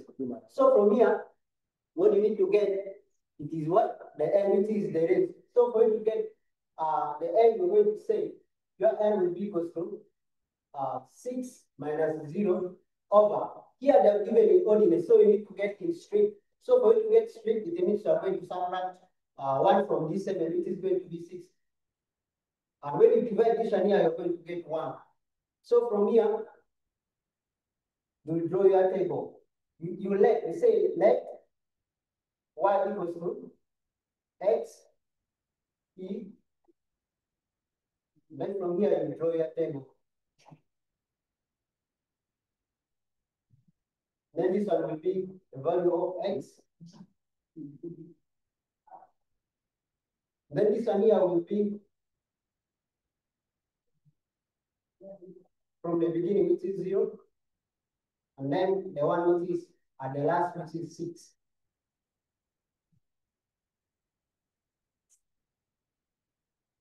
And then here it will be y from 1.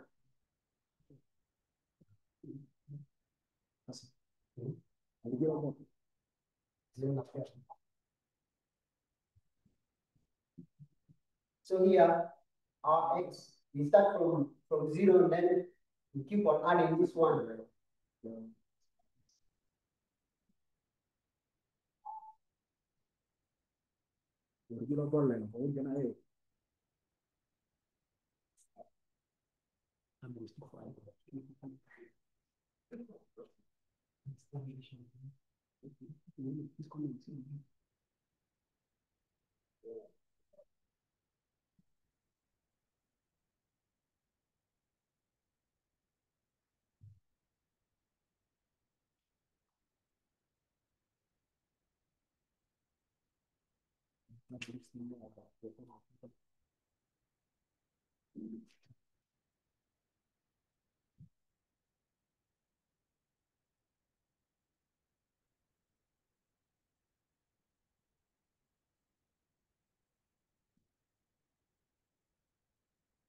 Okay. So from here, what you do, you'll enter this expression of y into your calculator.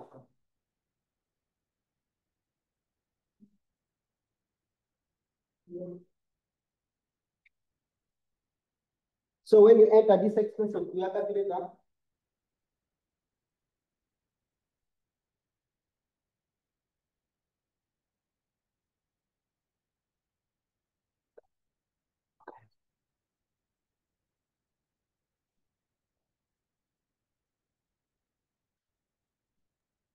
here when you substitute 0 here, you are going to get 0. Can you show us how you have entered it such that we can see? Okay, at first you will press this button alpha, and then you press X down here, and then you press also this button alpha, and then you press this one here E, and then you open bracket, you press the negative sign, and then you press again alpha, and then X, you close the bracket. So from here, this button written solve, you press the button, and then the value you want to enter. For instance, when you enter 0 here, it will give you what? It will give you 0. And when you enter 1, this one will be the value you are getting. So here you are going to write it here, because this range here is starting from 1 to 5. So this one here is going to be 0 0.367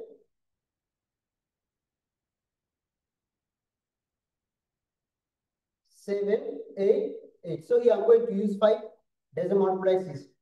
And then you also press solve 2.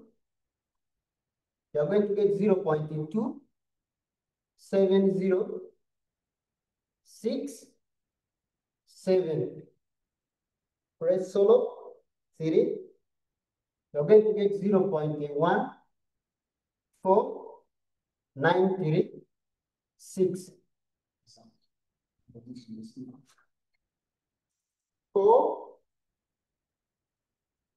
You're going to get 0.0736. And then you come here and press solve 5. You get 0.03369. And then finally press solve 6. Here you are going to get 0.01487. So here, when you sum this column here, the one for y not, and then let me say y0 and then y6 here, you still get the same thing here. So it will be 0.01487. And then from here, let's sum for this side here.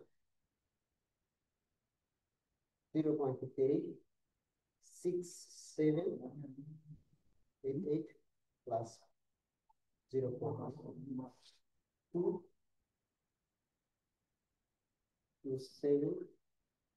0.667 plus 0.14936 plus 0.07326 plus 0.03339 0.036.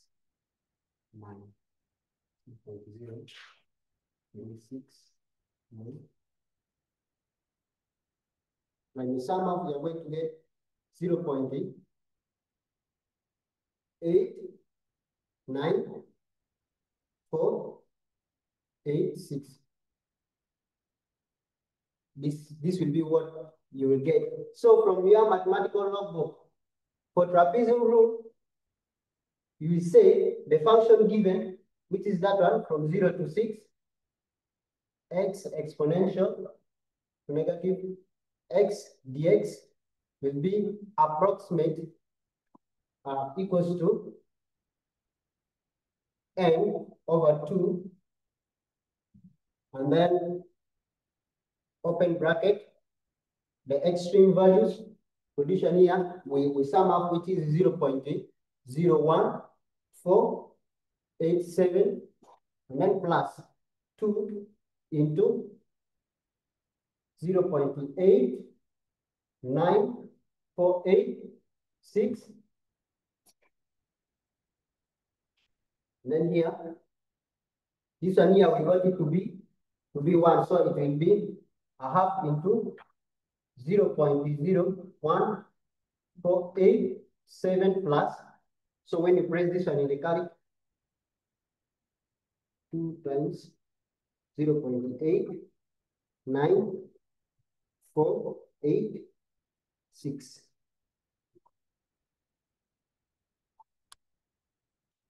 We are going to get 1.78972.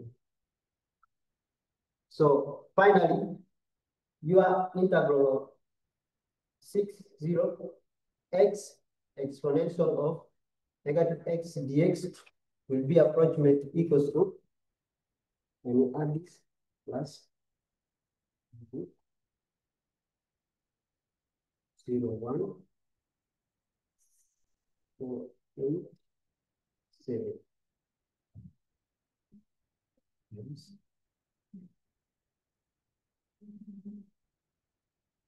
You are going to get 9 point, you're going to get 0.90,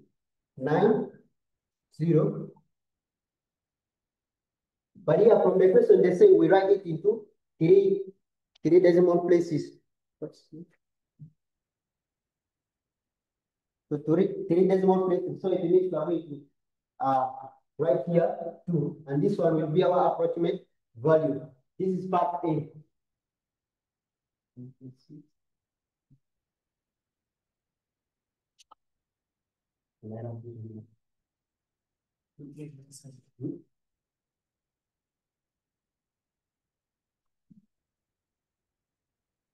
So part B.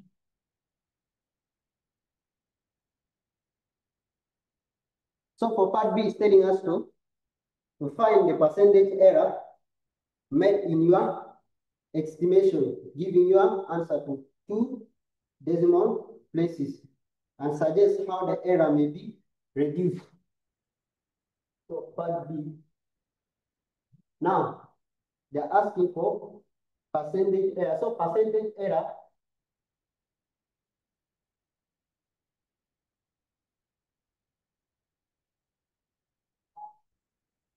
is equal to a relative error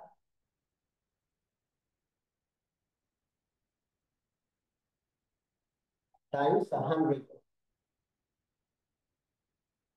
So for us to get the relative error, a relative error is equal to the exact value minus the approximate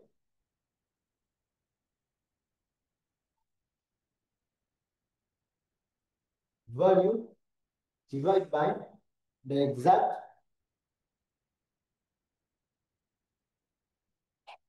value. So here we have got the approximate value to be what? To be 0.902. So for us to get the exact value, we are going to integrate the given function, which is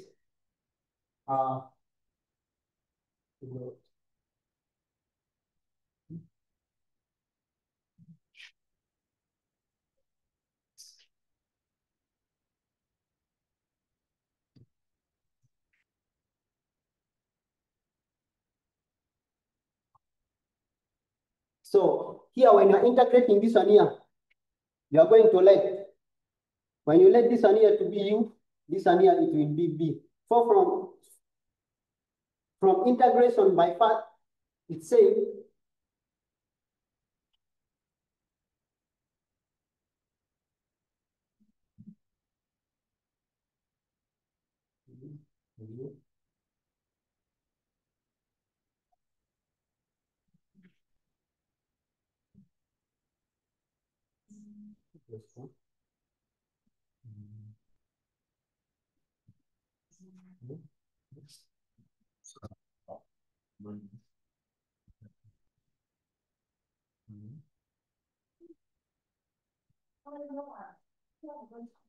so from here, you can either use this formula or you can use the what? The basic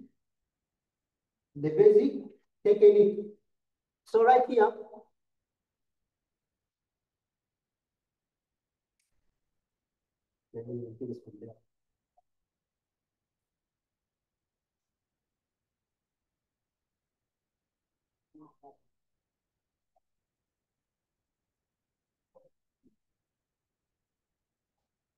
so here, if I let this one to be u, and then I let this one to be x, it means my u is equals to x, and then my dv dx equals to the exponential negative x.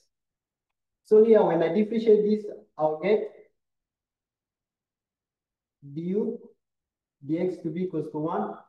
And then here, I'll separate variables. Your dv will be equals to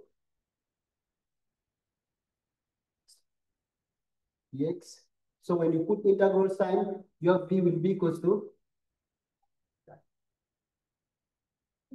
it will be equals to, when you integrate this one here, you depreciate the power, which is -1. So it means it's going to be a 1 over -1 if you maintain this one here.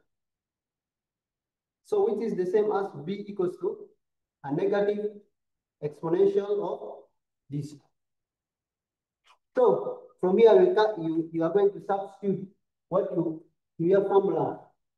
So our formula there is the integral of u, which is this one here, which is x, and then dv dx, which is e exponential of negative x dx equals to u, which is still x, and then our x.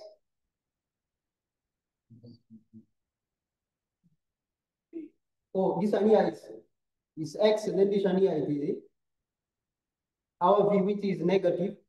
This one is supposed to be negative x, exponential of negative x, and then minus the integral of v, which is this one here, negative x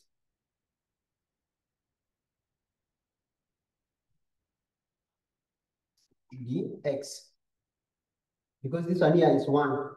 So from here, you're going to have your negative x integral of this will turn positive, then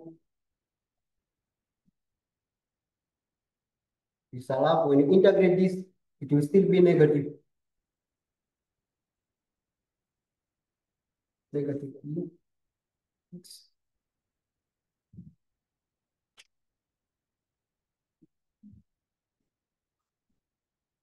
But now from here, they have given us the what? The range from 0 to this. So after integrating, you put your range. 6, 0. Which is equals to. So from the calculator, when you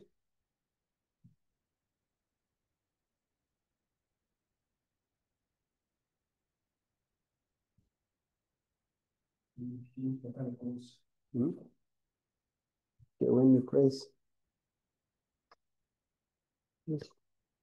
okay, when you press alpha, no, comma, negative,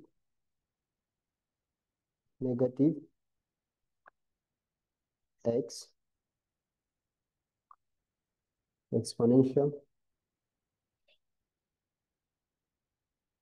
negative x, not the raised to power, negative x,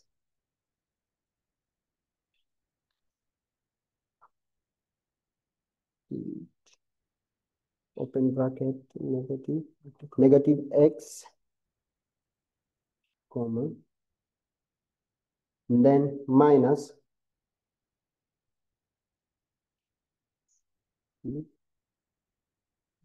raised to power negative x. So here you will solve. You press, you enter, when you put 6 here. Okay, what you will get, it will be negative, which is, it means what I've integrated here is not correct. So I'll first enter this thing into the calculator, the function gives. So when I press the integral sign and then x, and then the exponential, negative, open bracket, negative x, close bracket, and then you press comma, then you press 0, you press comma, then you press the last value 6, you close, enter into the calculator, and then we see what we shall get.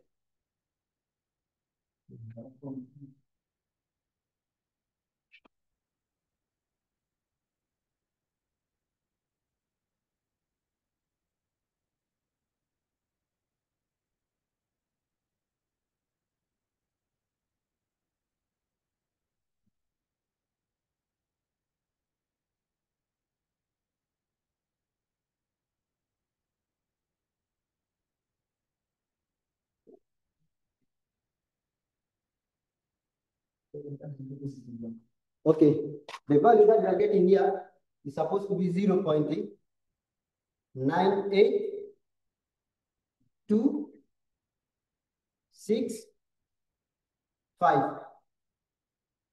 So you come here to have equation, which is saying relative error equals to exact value minus approximate value over exact value. So it means your exact value from the integration of x dx will be equals to easy. Let me say the percentage error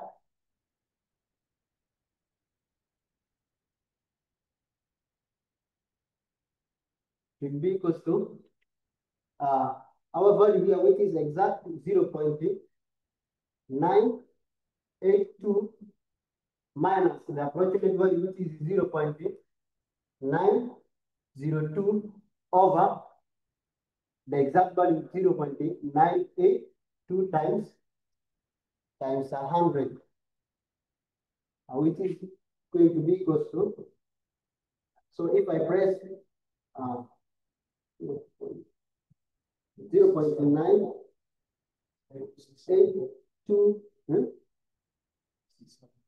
I'm going to use now here 3 decimal places.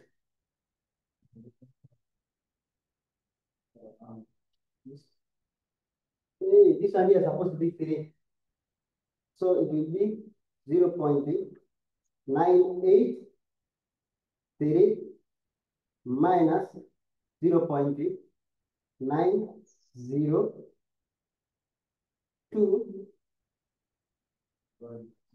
and then divide by 0.983.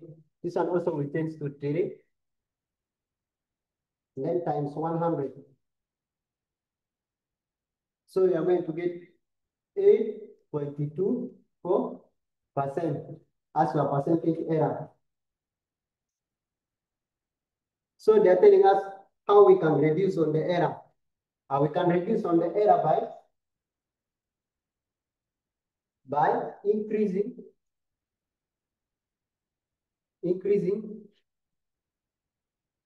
the number of ordinates. I think that is all. I know I've made error in my integration. So when you know that we made error, you first check yourself using the calculator, whether you're going to get the exact value. So if not, you need to go back and integrate again. So I think that is all that I can present. Thanks. Okay, thank you so much, Ituya, for the presentation. Dear students, I think you can take note on the signs he is using down there, that those are approximation sign, because that is not the exact value, but just an approximate value. So that was really very, very nice. But also in the table, hope you note that since the question wanted, I think, to 3 significant figures, so when you are computing in your table, make sure that the number of decimal places you are carrying on are more than at least 3. So 4, 5, 6, such that you are very, very accurate. Then for trapezium rule, still those are approximation methods. Those are approximation methods. They are not exact. Yes. So using approximation is recommended, because that one is not the accurate approach, but just an approximation method for integrals that may be hard to integrate. Otherwise, thank you so much, Itula, for that presentation. We are going to have one more school and then we close it from there. I don't know whether St. Elizabeth is ready. Okay, thank you, Yitula. St. Elizabeth, girls.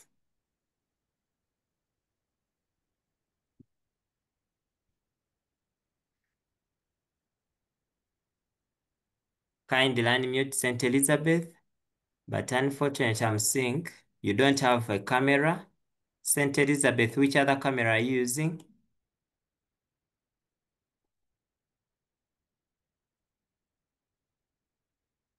St. Elizabeth, talk to us.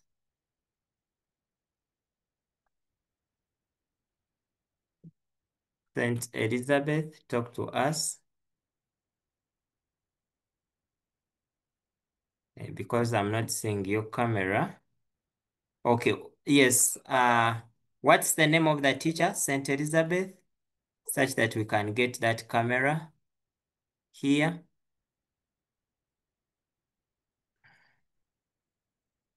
Teacher St. Elizabeth, I want to have you camera on.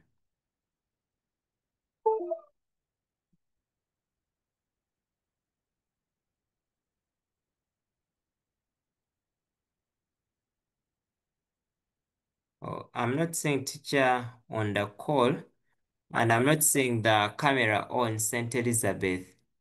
So since I'm not seeing the camera, because I'm not seeing any video on, so maybe you can let us know.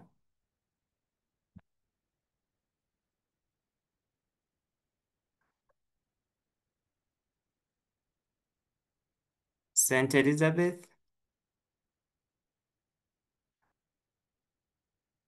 Okay, as we wait for them, we'll give them some few minutes. Yes, those who may have questions, you may ask some questions as we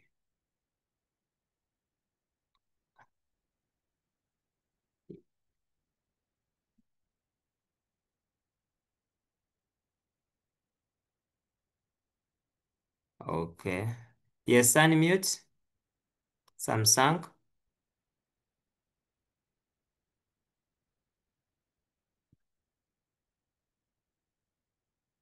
Okay, thank you. I think I would like to know if integrating using the cards directly is necessary or acceptable. Now, for the carry is just an approach to prove your answer. It's just to help you to prove your answer. Yes, but many times they are testing whether you know how to integrate. So that one it is just to be used just in case you have failed on the integration.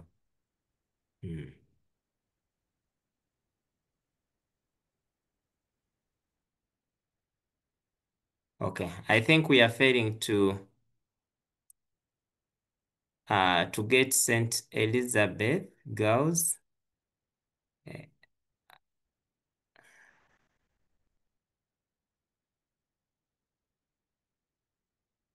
Okay, I'm failing to get St. Elizabeth. So, dear students, I think, okay. Yes, you can unmute. So I'm just requesting that shall we to share that the marking guide to us after the seminar?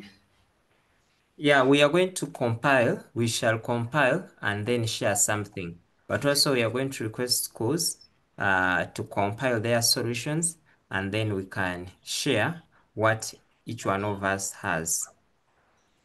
It's even share to us the timetable. Okay, the timetable is going to be shared. Okay. Okay. Gayaza, I just want to know, Gayaza.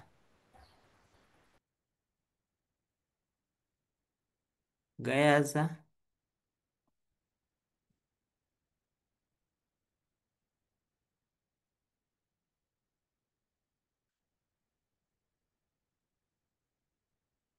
Okay.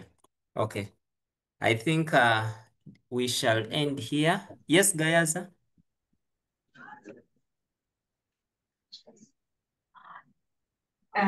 We are unable to present right now. Okay. Okay. Okay. So, dear students, I would like to thank you so much for taking time to be here. I want to just share the timetable. We are going to be running the whole of this week. We are going to have sessions throughout this week, and we shall invite you that for any session where that subject, for any of those subjects that you are doing, and that is the subject. So this week, these are the subjects we are going to have. We shall have history, then we shall have ICT, we shall have economics, geography, and then entrepreneurship. So this is how we are going to run this week. And then the coming week, we shall go on to have the biology, the physics, the chemistry, like that. So we shall run through almost all the subjects that you are offering. So in case your subject is happening on that at that time, then we ask you to come in. We shall use the same Zoom link. Everything, the way you have logged in today is the same way you log in. So nothing is going to change. The meeting ID is the same, and then the passcode is the same. So nothing has changed. Everything will remain the same.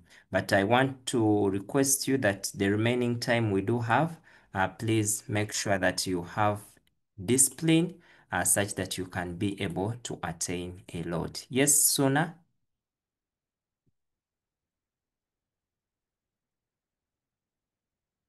Suna?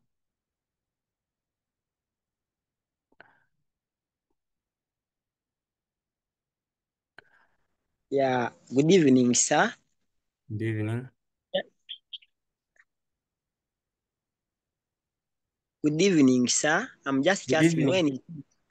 when is senior 4 starting? First station for senior 4. Tomorrow. Tomorrow. Yes. So we also need that timetable too. Okay. Okay, we are going to share it on the group for senior 4s. Okay. Okay. Yeah, thank you, sir. Okay, thank you. Okay, thank you so much, everyone. I don't know that we have anyone who wants to lead us in a closing prayer as we go in for our supper. Aisha girls, okay.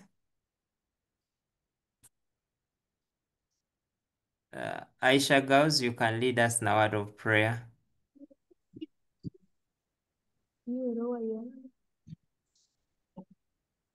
Excuse me, sir. Good evening.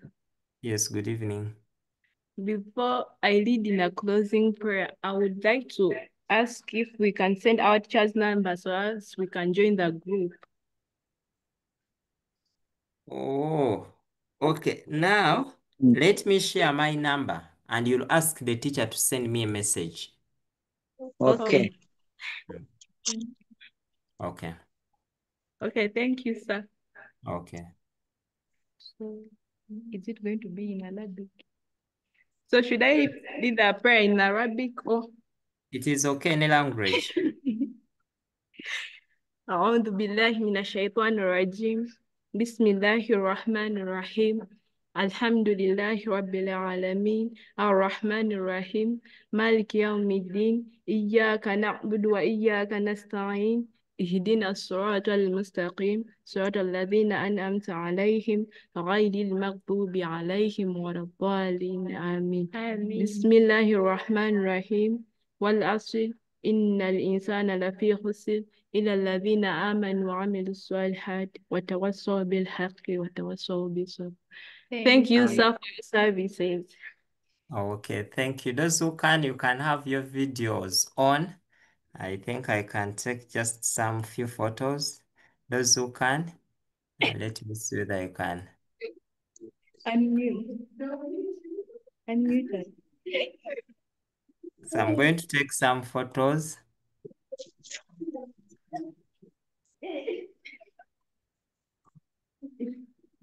Oh.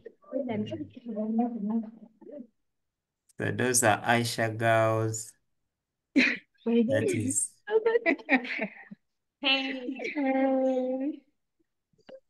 Okay, those are Aisha girls.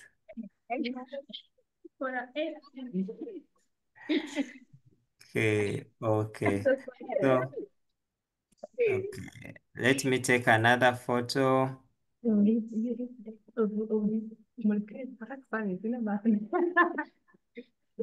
that is Parabek.